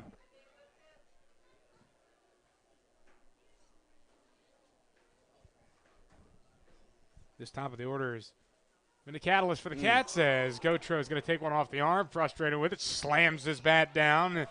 It'll take his walk to first. Painful way to get on. And that brings up Bodie Waller with 2 guys on. Here we are again. Same exact situation the past 3 times he's come up to the plate. Raj on second, Goat on first. Time called here. I'm not sure if Gotro is all right. Well, they saying that was a foul ball. Wow. Foul ball called. Foul ball. No, they're going to say he swung.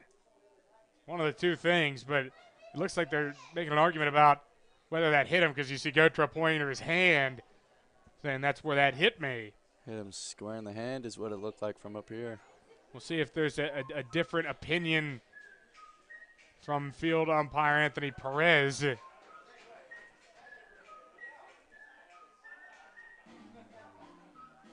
they're going to go ahead and uphold that. That's a pretty bad call right there. Looked like it got him square. Yeah. It looked like it was right around the knuckle area, thicker part of his hand. Mm-hmm. Don't know how they missed that one. And Brian Davis going to uphold that call behind the plate. Roger Ward not going to give him too much about it when you're up 13-0.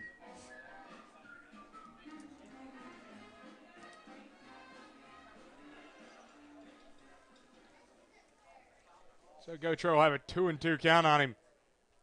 Wallachek delivers out of the stretch, and this is going to be a base hit anyway. Get your way on regardless. Yeah. And that'll actually allow Raj to get over to third base. He slides in head first. And now Goat trying to get to second. He's in there. Made it. That's better than a hit by pitch. Yes, it is. Now you're on second and third.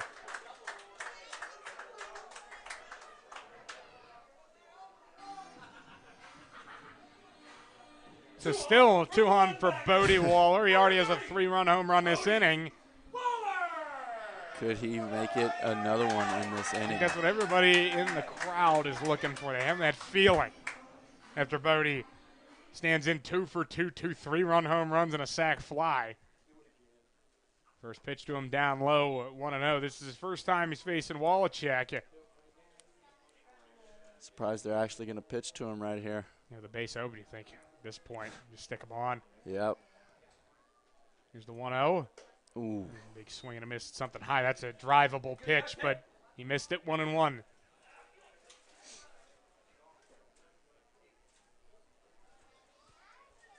Cats haven't had a 3-run home run game all season. Closest was Colby Christen 82 in a game. Simon Leonaga hit 2 in a game. And now Bodie. 1 ball, 2 strikes to Waller. Rogers on second. Rogers on third, my apologies. Gotro on second. 2 out, 13-0. We're just in the bottom of the fourth there. 1-2 pitch. Fouled away by Waller.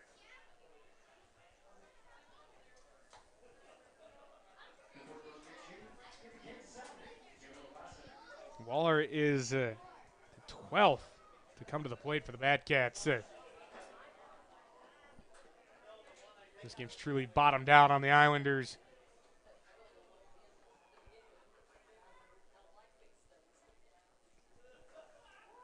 One, 2 to Waller. And he gets under this one to center field. Farmer will make the catch, and that's the end of the inning. Lost his lid, but he did catch the ball. And after 12 Bat Cats come to the plate, the inning finally comes to its conclusion. But the Bat Cats score 7 runs, and it's 13-0.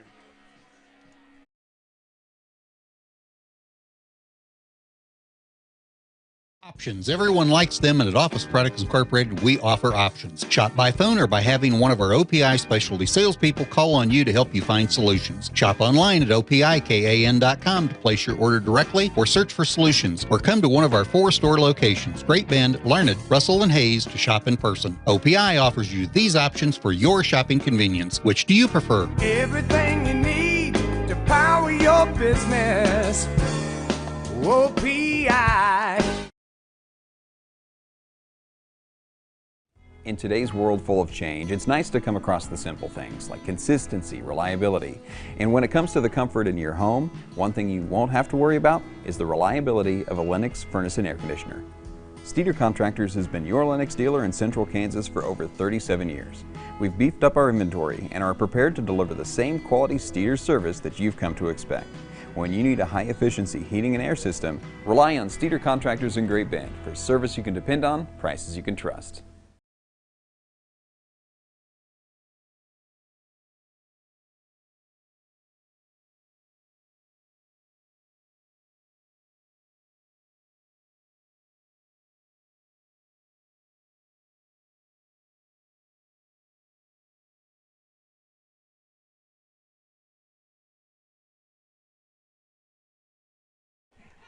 And we're back here on the Bad Cats Media Network. Yeah. Game that's all but over. 13-0, Bad Cats lead. And this one sharply grounded by Barada over to shortstop. Morrow makes a nice play behind the bag and throws to first. It's always nice to have your middle infielders make plays up the middles. Bad Cats has done a great job. Both of their shortstops have played well defensively. Rathan Malone and Drea Morrow. Gotro's done a great job at second. Kreitzer's had its moments there as well. So now we're to the top of the order, 3rd time through. Jesus Cruz comes to the plate, and the first pitch misses, and that one may have hit Cy.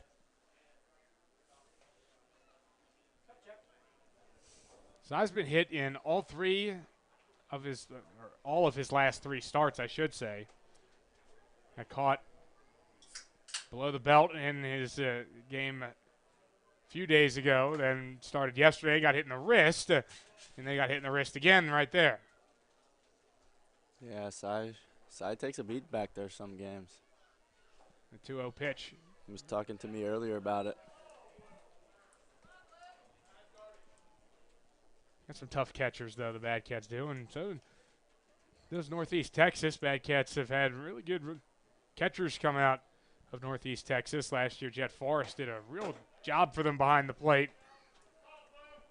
That was a strike 3-1, and towards the end of the season, caught 9 games in 10 days. Dang. It's inside ball 4. So Cruz works a walk with 1 out.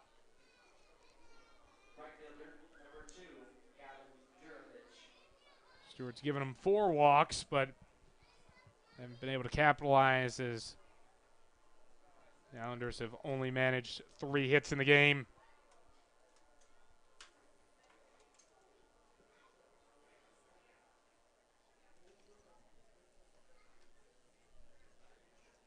Pitch from Stewart, and this one golfed out towards deep center field by Jurovic, and it's caught by Jojo Nieves. Good swing, just hit it to the wrong spot. So now there's 2 down for Hogan Shelby. Islanders still looking to get rid of that goose egg in the runs column.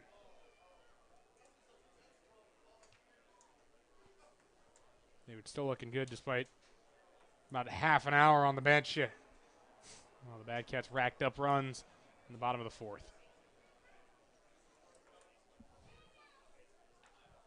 The first pitch, and this one fouled off by Shelby. No balls and 1 strike.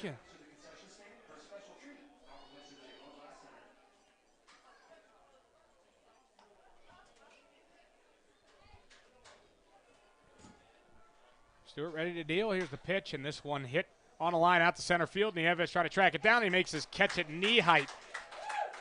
He just was able to get there in time, and that ends the top of the 5th inning. David Stewart now 5 innings of shutout baseball. And the Bad Cats lead 13-0.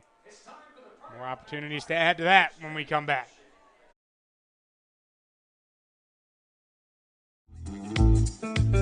This is your catcher, Grant Farlander, and you're watching Bat Cats Baseball on the Bat Cats Media Network.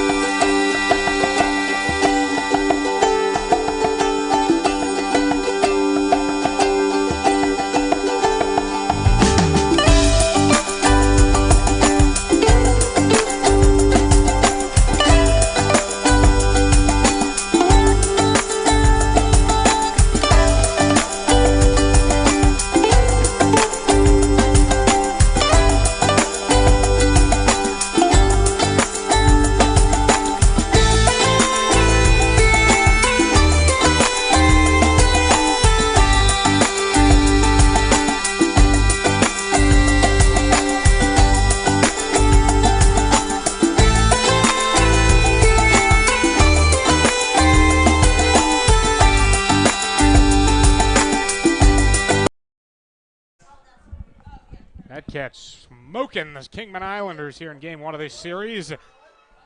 It's the bottom of the 5th inning, 13-0, and Kyle Gates will come to the plate to lead off. We keep playing like this next 3 games, it might be a bad series for the Islanders. And first pitch down low, and couldn't ask for a better bounce back on both sides. Yes. After losing the last 3 to Hutch. You come in and you're shutting the Islanders out through 5 innings, and you've scored 13 runs through 4 offensive innings. Yeah, it was a rough series versus Hutch for us. So the ability to shake it off is what's important. Still keep yourself in the division race. The 2-0. Swing and a miss there from Kyle. Actually did just get a piece of it, fouled it away. That's 2-1 Gates. 1 for 3. Single, a strikeout, and a ground out.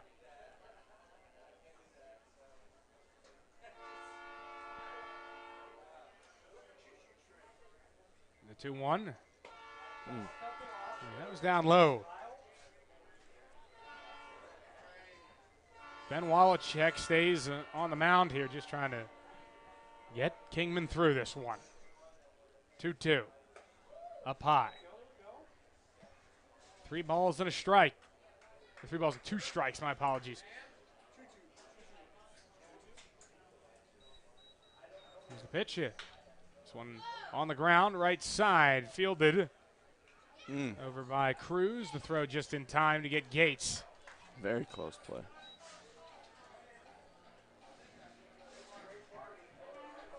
And this brings up Cy Schumacher. Number 26, Cy Schumacher. Hit the train, Cy. Be the guy, Cy. Get train. And out the train coming into the background here. And Albert Memorial Field, the challenge is always to hit the moving train. The tracks are about 30 feet behind the wall in left. Try 50 to 60 feet in right. Yeah. So it's hard for the lefties. And that was inside, and 1 ball, no strikes. Got quite a ways to hit it down that right field line. Yeah, it's a long way because it's past the tennis courts, which are behind the right field wall. 1-0. He hits one well out to right, but he's going to be a little short, and that's caught by Jurovic. 2 outs, and Adam Musto to the plate. Third baseman, number 13, AJ Musto.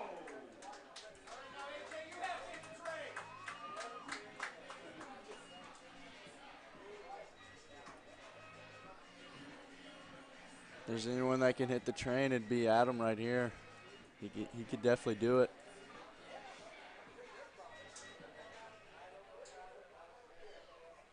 A ton of power. He's showcased it twice this season. He's hit 1 home run to each field. The first pitch is way inside on him, though. 1 ball, no strikes.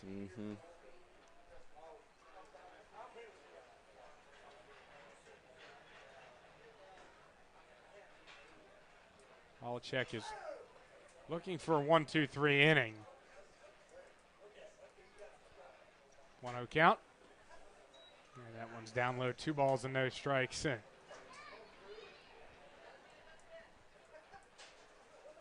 Polachek grabs the rosin bag before he gets back on the slab. Down 2-0.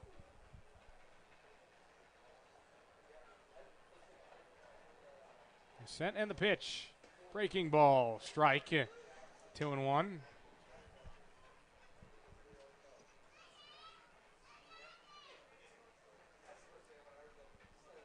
Unfortunately, the train has passed by at this point, so no more opportunity for tonight, as this is a strike to Musto. 2-2.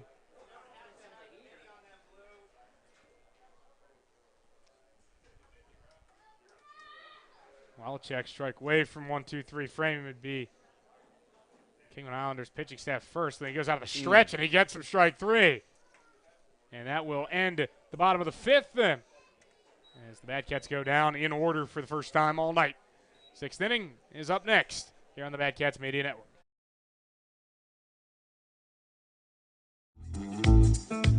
This is infielder Colter Maldonado, and you're watching Bat Cats Baseball on the Bat Cats Media Network.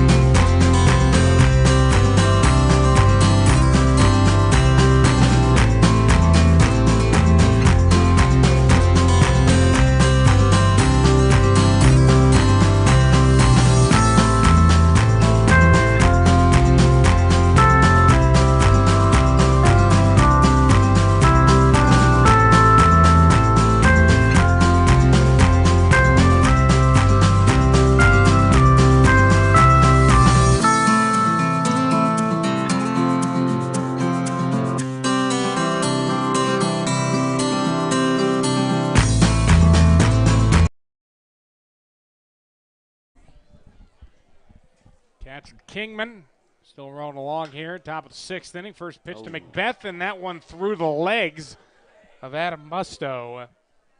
He'll be hit with an error there as Macbeth reaches.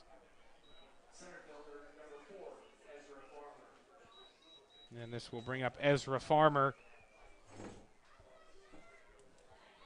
0 for 1 with a walk. Yeah.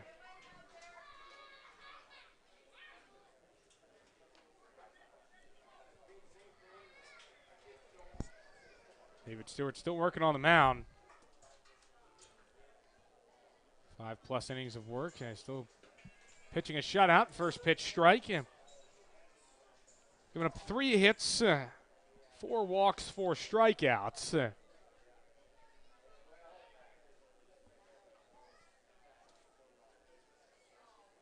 And here's the delivery. That one outside, 1 ball and 1 strike.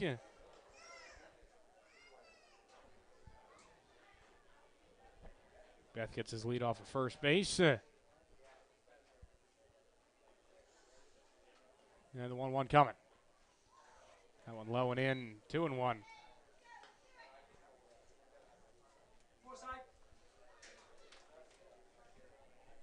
Series rolls on tomorrow in Kingman. 7 o'clock start for tomorrow's game. Cats will in all likelihood be trying to make it 2 in a row. This is down low, 3 balls and a strike.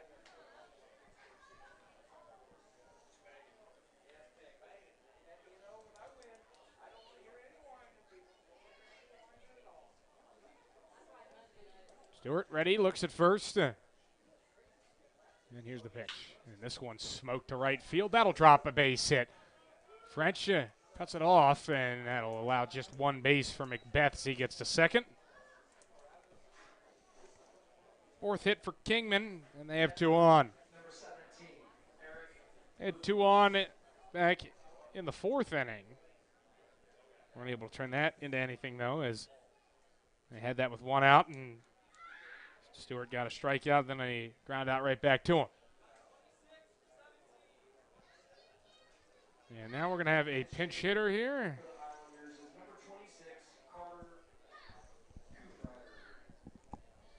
Carter Cooprider is going to come in for Eric Fufulis.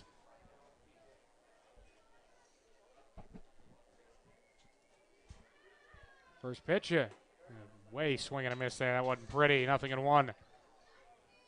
Cooprider, 2 for 11 this season. That's a 182 average, 2 RBIs.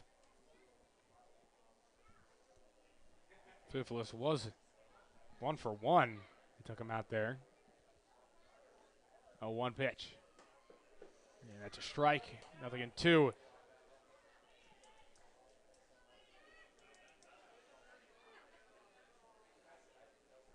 Beth at second, Farmer at first. Kingman still looking for that first run of the ball game. We'll deliver 0-2. Cooprider pops one up on the right side. Bodie Waller was there, but Gotro will call him off and make the catch. And that's first out here in the top of the 6th inning. And it will now bring up Bradley Neal. Nope, hold that. Looks like we'll see another pinch hitter. Now coming into the game is Jace Russell. So Jace Russell, another pinch hitter for Kingman, coming in for Neal, who's 0 for 2. Russell, 188 hitter. He's 3 for 16.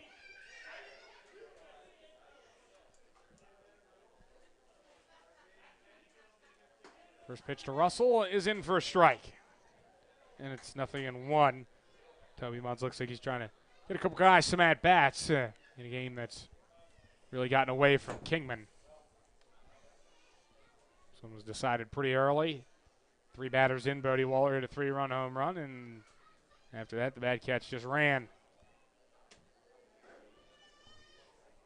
0-1. Russell on the ground to third as this one's off the shoulder of Musto. He's going to throw and try and get a play out of it, and he got him. Got him.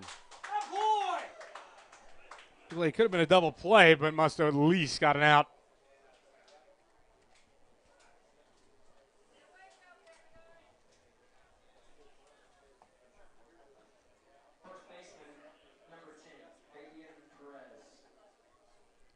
Yeah, but Stewart out there said something to Adam Musto and then had a laugh about it because that's 2 that have been hit over to Musto that he hasn't fielded clean. At least got an out on that one.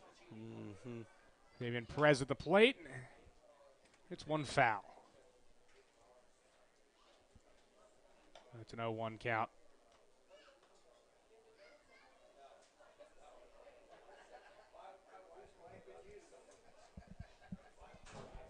Stewart. He's set to go, and it's 0-1. And this one going to be slapped to left field. That'll be a base hit. Kingman will get themselves on the board. One run comes across to score. They're going to hold Farmer at third, and it's 13-1.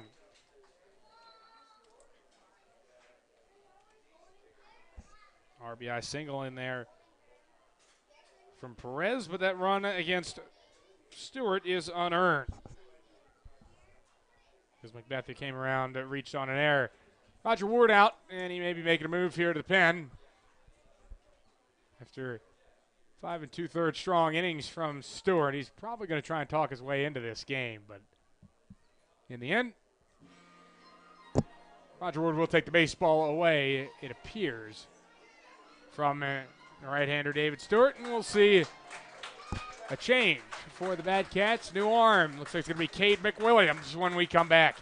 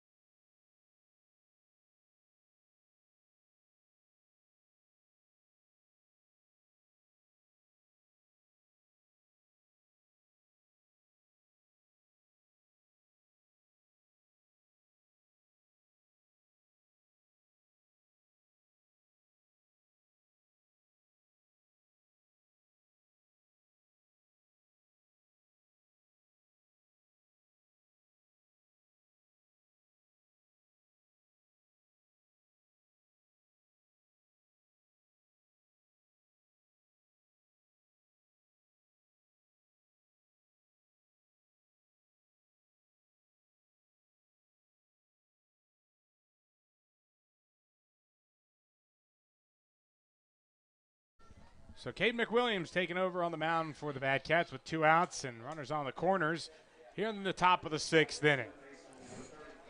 Stewart's line not done yet, but he pitched strongly, giving the Bad Cats what they needed in this start, some length.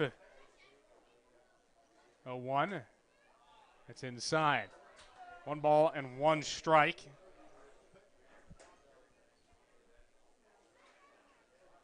Gavin Barada at the plate. McWilliams 1-1. Gets a strike in there, 1-2.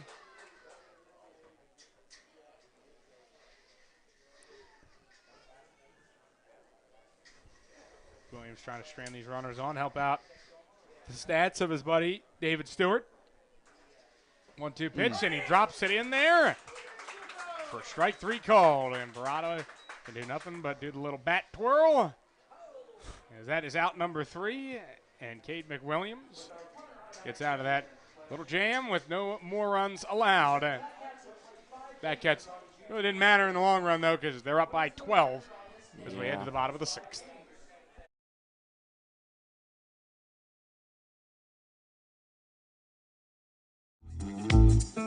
This is left-handed pitcher, outfielder Matthew Howell, and you're watching the Batcats on Batcat Media Network.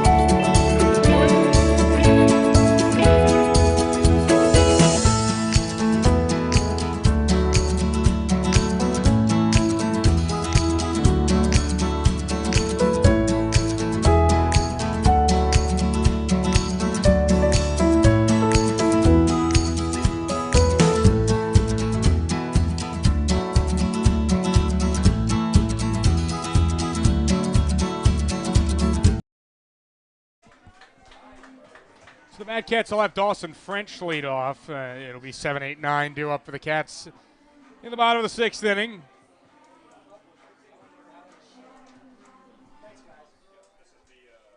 As the Cats, and just a couple more chances to put something on the board.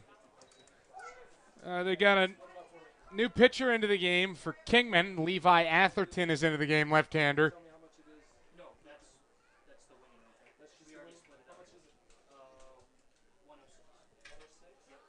So it's French versus Atherton here in the bottom of the 6th inning. 0-1. 1 ball, 1 strike.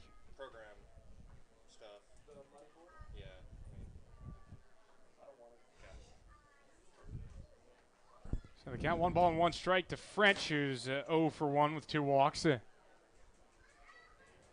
Atherton kicks and deals. And that's outside.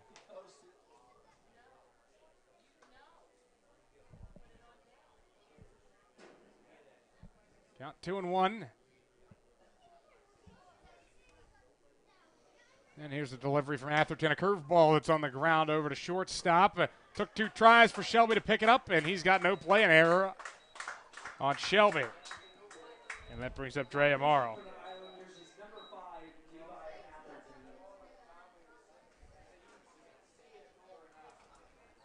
So Batcats have a runner on with Amaro coming up. Is number 14, Dre Amaro.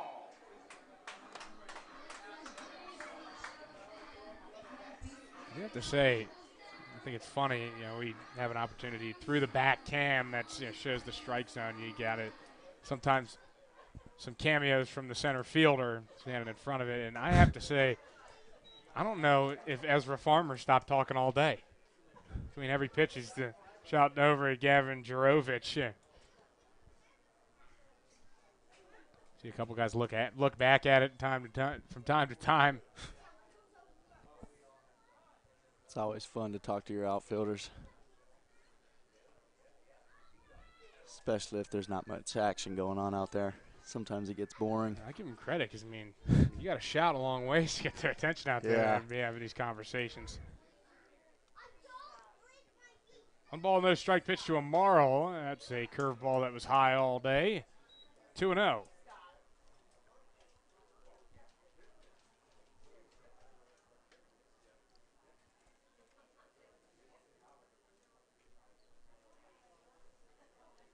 There's a pause and the 2-0 pitch. And that one off the chest protector. And that gets away from the new catcher that's into this game for the Islanders. And that catcher is Carter Cooprider.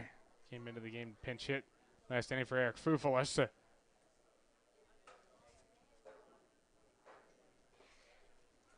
This pitch misses, so it's a 4-pitch walk to Amaro. French is already on second, so he stays there. And Amaro grabs the walk. Number 8, Jojo Nieves. And here comes Jojo Nieves.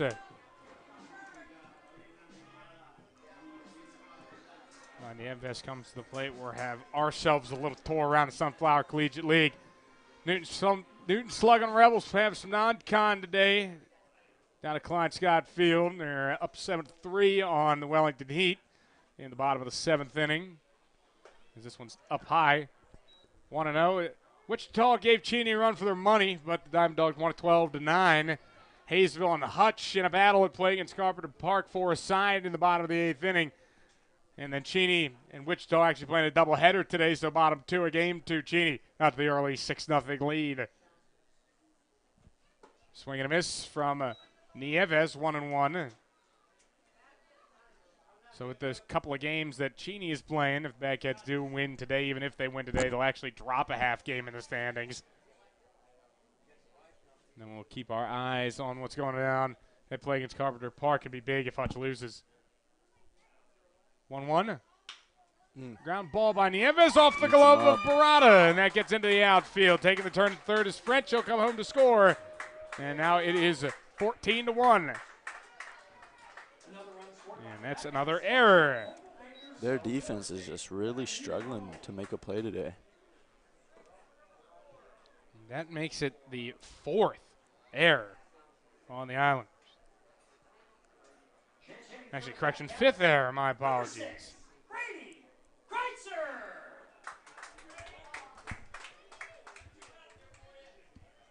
The entire infield's made an error except for Perez.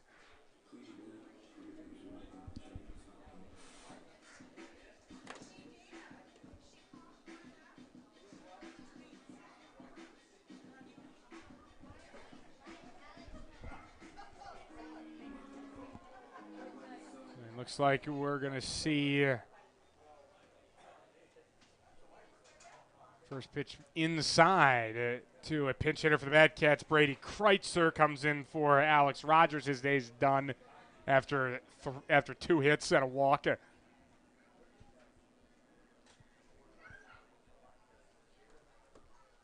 1-0 to Kreitzer. And he hits this ball out well to deep left.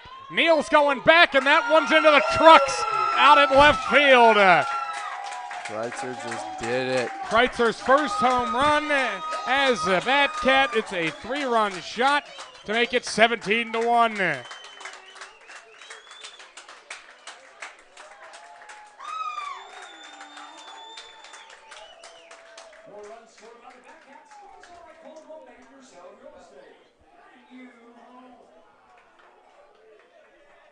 He's been doing that a lot in BP, and he finally does it in game. Brings up the second baseman. Number 16, Hunter Gautreau.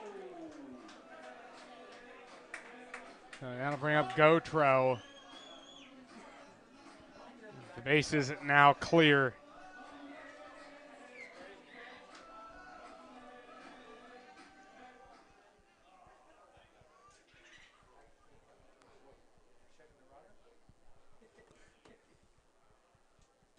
Atherton's pitch, or gets set for the pitch. And now delivered to Gautreau, and it's a strike, 0-1. So no outs this inning French reached on an error, Morrow walked, and Nieves reached on an error, and then Brady Kreitzer had a 3-run home run. That's Batcat's third 3-run home run of the game.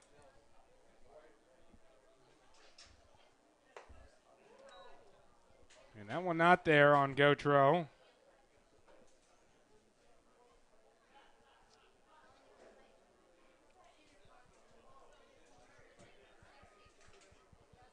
One inside on Gautreau. A tough night overall for the light orange and light blue.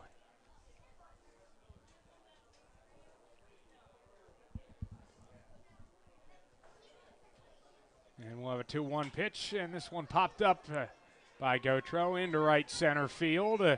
Coming in on it is Jurovich, makes the catch for the first out. And this brings up Bodie Waller, who has two of the three-run home runs in this game.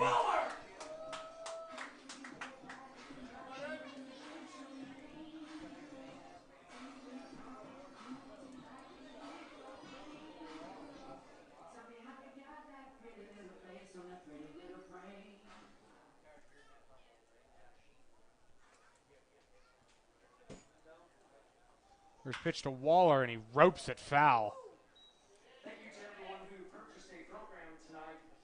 If you got a program, you got a ticket. And if you're holding ticket number 929986, please make your way to the press box.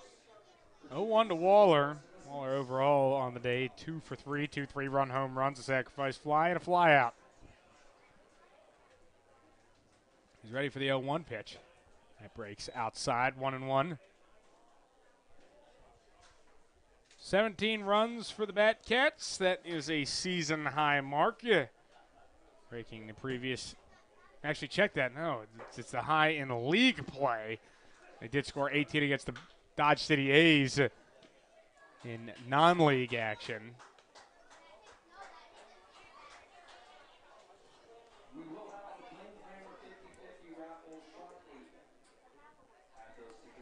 So it's 1 ball, 2 strikes to Waller. Tries to get something for the Batcats.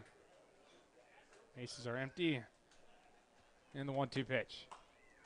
Outside, 2 balls and 2 strikes. So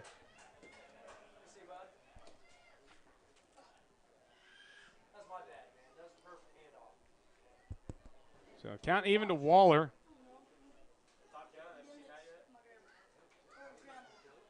Here's a 2-2 curveball that's slapped to the right side.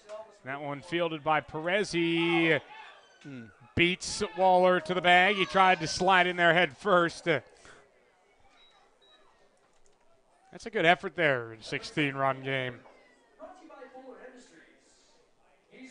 And honestly, if this game is closer, he may have been safe if it was a close play. And so now Kyle Gates comes up. No one on, 2 out.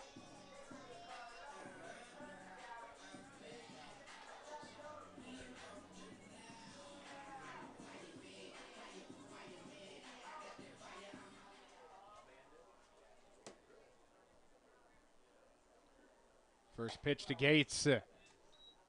Too far away, 1-0.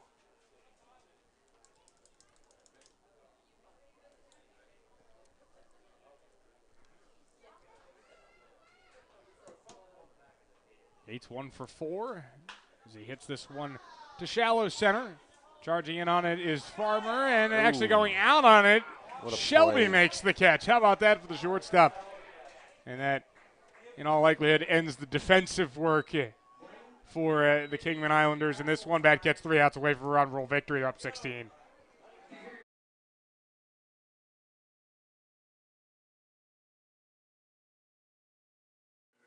Hi, this is Roger Ward, head coach of the Great Bend Batcats. I hope you're enjoying the free broadcast of tonight's game. Please consider donating to our interns who make this possible for the organization. Our donation link can be found in the chat at this time as well as in the video description. Enjoy the rest of the game and go Batcats!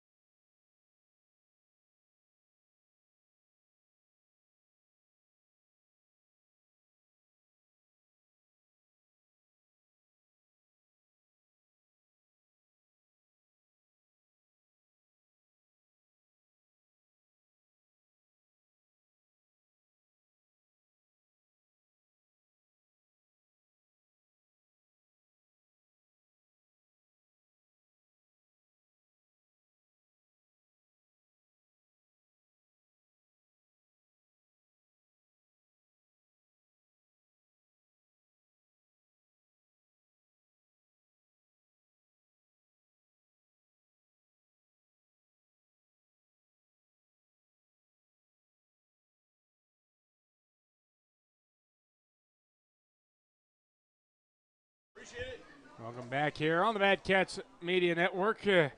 First pitch across was a ball as Cade McWilliams will try and put the icing on the cake for this game as the Bad Cats up huge, 17-1. It's Cruz, Jurovic, and Shelby do up. 1-1 pitch to Cruz, some chin music. That one just got away from McWilliams, though. Nothing dramatic there. Grabs a handful of dirt.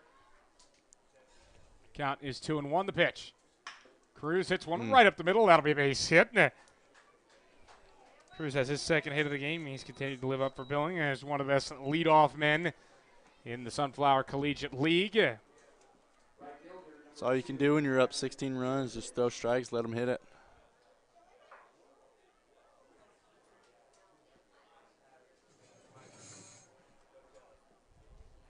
And here comes Gavin Jurovic.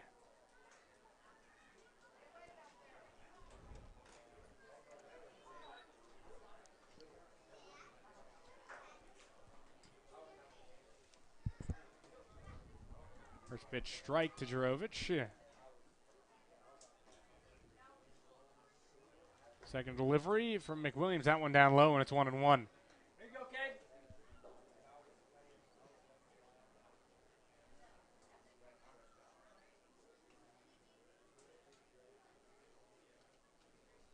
Set and the delivery. That is up high, 2-1.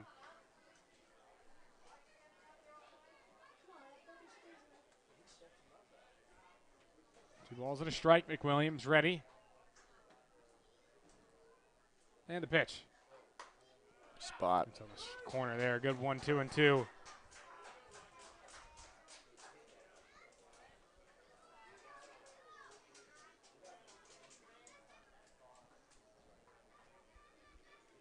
balls and two strikes. The offering. This one knuckled towards Bodie Waller. That gets past him into right field. A base hit. So Cruz and Jurovic with back-to-back knocks. Islanders not wasting any at-bats.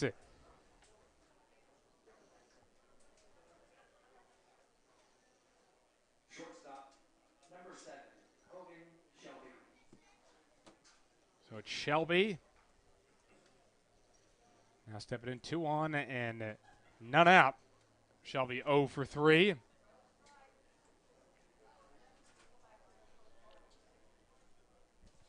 Here's the set from McWilliams and the pitch.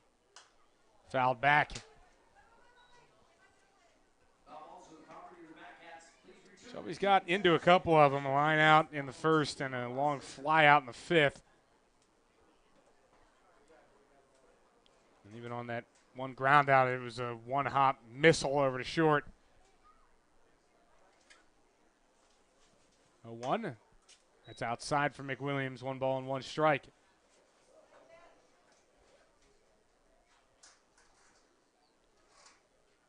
Catch just looking for the last 3 outs. McWilliams just trying to pound the strike zone.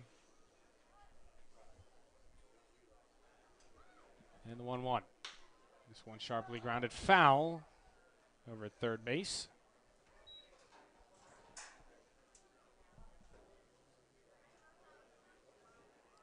Cy Schumacher talking with Cade McWilliams. Just a quick conversation there. Cruz over at second base. Jurovic at first for the Kingman Islanders as they try to just get some positivity coming out of this game.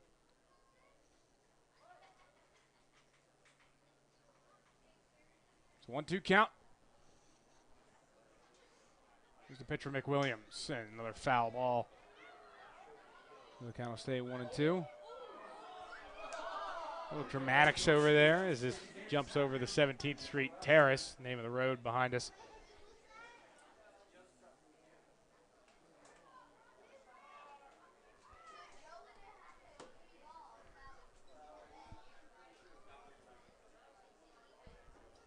One, two. Up high and tight. 2 balls and 2 strikes. It was interesting when balls get hit over there. There's cars driving. Everyone kind of holds their breath. I'd be scared to drive during a baseball game over there. Don't want my windshield to get busted. Here's the 2-2. Outside, 3 balls and 2 strikes.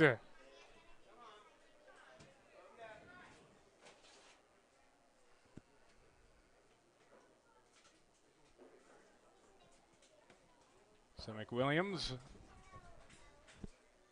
comeback set 3-2, trying to avoid the bases loaded. If you would walk him here, but this one's going to be on the ground. Gotro with a double play ball, flipped over to Amaro first, and they double him up. Good. There's 2 away.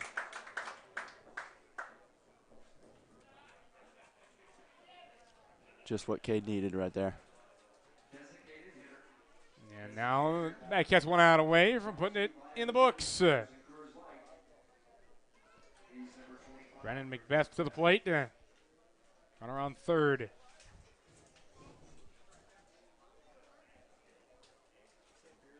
Here's the first pitch. Outside and a little high to Macbeth. 0 for 3, a strikeout, a fly out, and he reached on an error. Later came around to score when he did reach on that error. Only run across for the Islanders in this one. A swing and a miss there, and it's 1-1.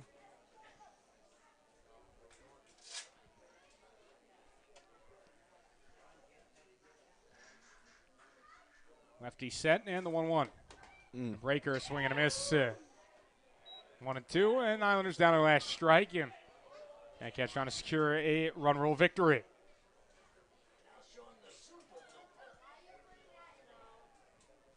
And the 1-2. This one fought off foul. Macbeth stays alive.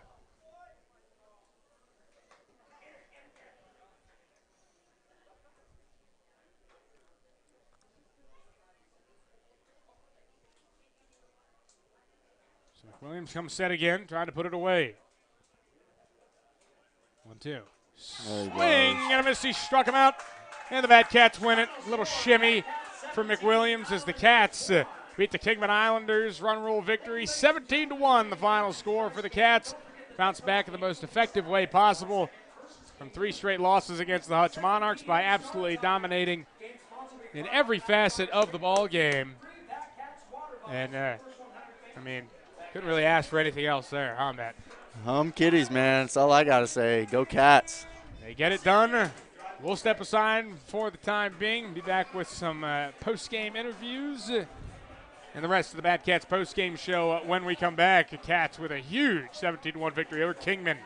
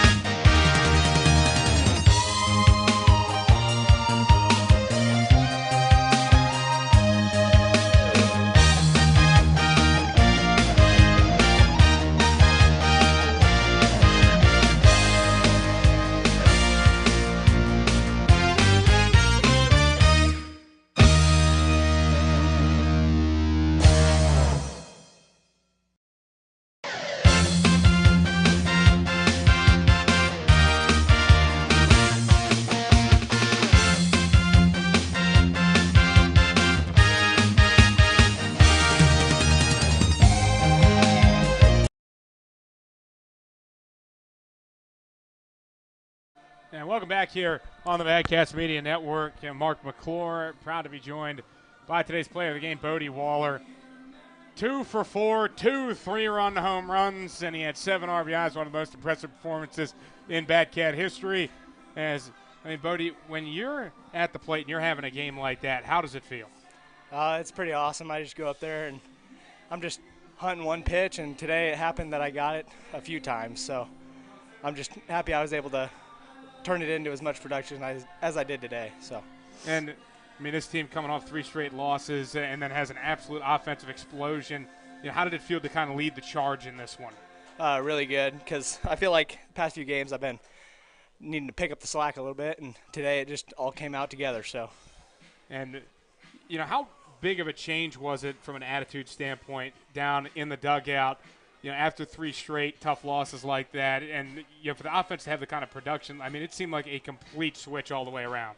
Yeah, we had a little bit of a different lineup in there today, and we were just able to get it done. Everybody was doing their job, and we had a lot of really good swings and just put it all together today. Didn't leave very many guys on base, and that's always good. Thanks a lot, Bodie. Appreciate you joining us tonight. Bodie Waller, very impressive performance tonight. Thank you for joining us. And we'll be back in just a moment to finish things off here on the Badcats Media Network postgame show.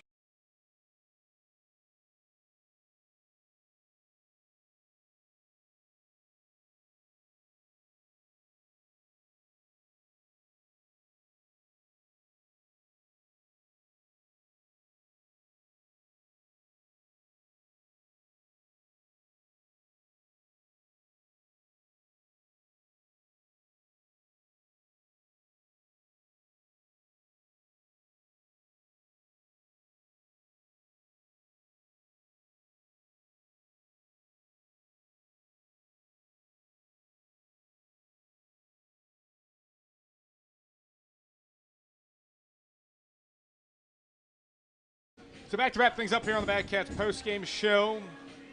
Mark McClure here with you as the Badcats crush the Kingman Islanders 17-1. It was just an absolute slugfest for the Badcats. Everyone wanted to get into the game and swing the bat against this Kingman pitching staff today. Just feeling good all the way around. Bodie Waller, 2 home runs to straightaway center. He has now 5 on the season, 7 RBIs in the game, one of the most impressive performances this organization's ever witnessed. And Brady Kreitzer added a pinch hit home run. That was a 3-run shot, so just there you have 9 runs. Bodie Waller had a sacrifice fly as well to give him that 7th RBI. Everybody had an opportunity to contribute today, and almost everybody did in one way or the other. Kingman was just all around not there today, whether you look at pitching, whether it's hitting, defense. All 3 phases of the game, they were coming up a little bit short in that they had 5 errors as a team defensively. They could only muster 1 run, and gave up 17 on the other end. So for them, hard reset as they head home tomorrow. That's where the Badcats will be in Kingman tomorrow. 7 o'clock, first pitch down there against the Islanders. Badcats will try and keep the momentum going, as like I said, they're still chasing both the Monarchs now they're tied with and the Diamond Dogs in the standings at the top of the SCL, and you got to keep winning games if you want to give yourself these chances. Hayesville and Hutch are still tied at 4, bottom of the 9th inning at play against Carpenter Park. So Hayesville trying to walk them off. In that one, they do have the bases loaded with only 1 out. So a decent opportunity for Hayesville to come away with a win there. And the Diamond Dogs up 6-0 in Game 2 of their doubleheader. They won Game 1. And that game at the bottom of the 4th inning. So it's a lot of action to go around the Sunflower Collegiate League tonight for the Badcats win here at Albert's Morrisville. 17-1 run roll. Only needed 7 innings to get the job done. It was an absolute pleasure to bring you all the action here on the Badcats Media Network. Cats try and keep this momentum going into tomorrow. Hope they didn't waste all their offense in Game 1 of the series. Game 2 is at Kingman. 7 o'clock will be there for Badcats Media Network. But that'll do it for us here from Albert's Memorial Field on this Thursday night. The Cats win it 17-1. David Stewart, your winning pitcher. The loss goes to Landon Sterling. Stewart now 3-0. And Sterling now 1-2. So for the entire crew here with the Badcats Media Network, man who helped me out in the booth tonight, Matthew Howell. My name is Mark McClure. Thank you very much for watching. We hope to see you again soon.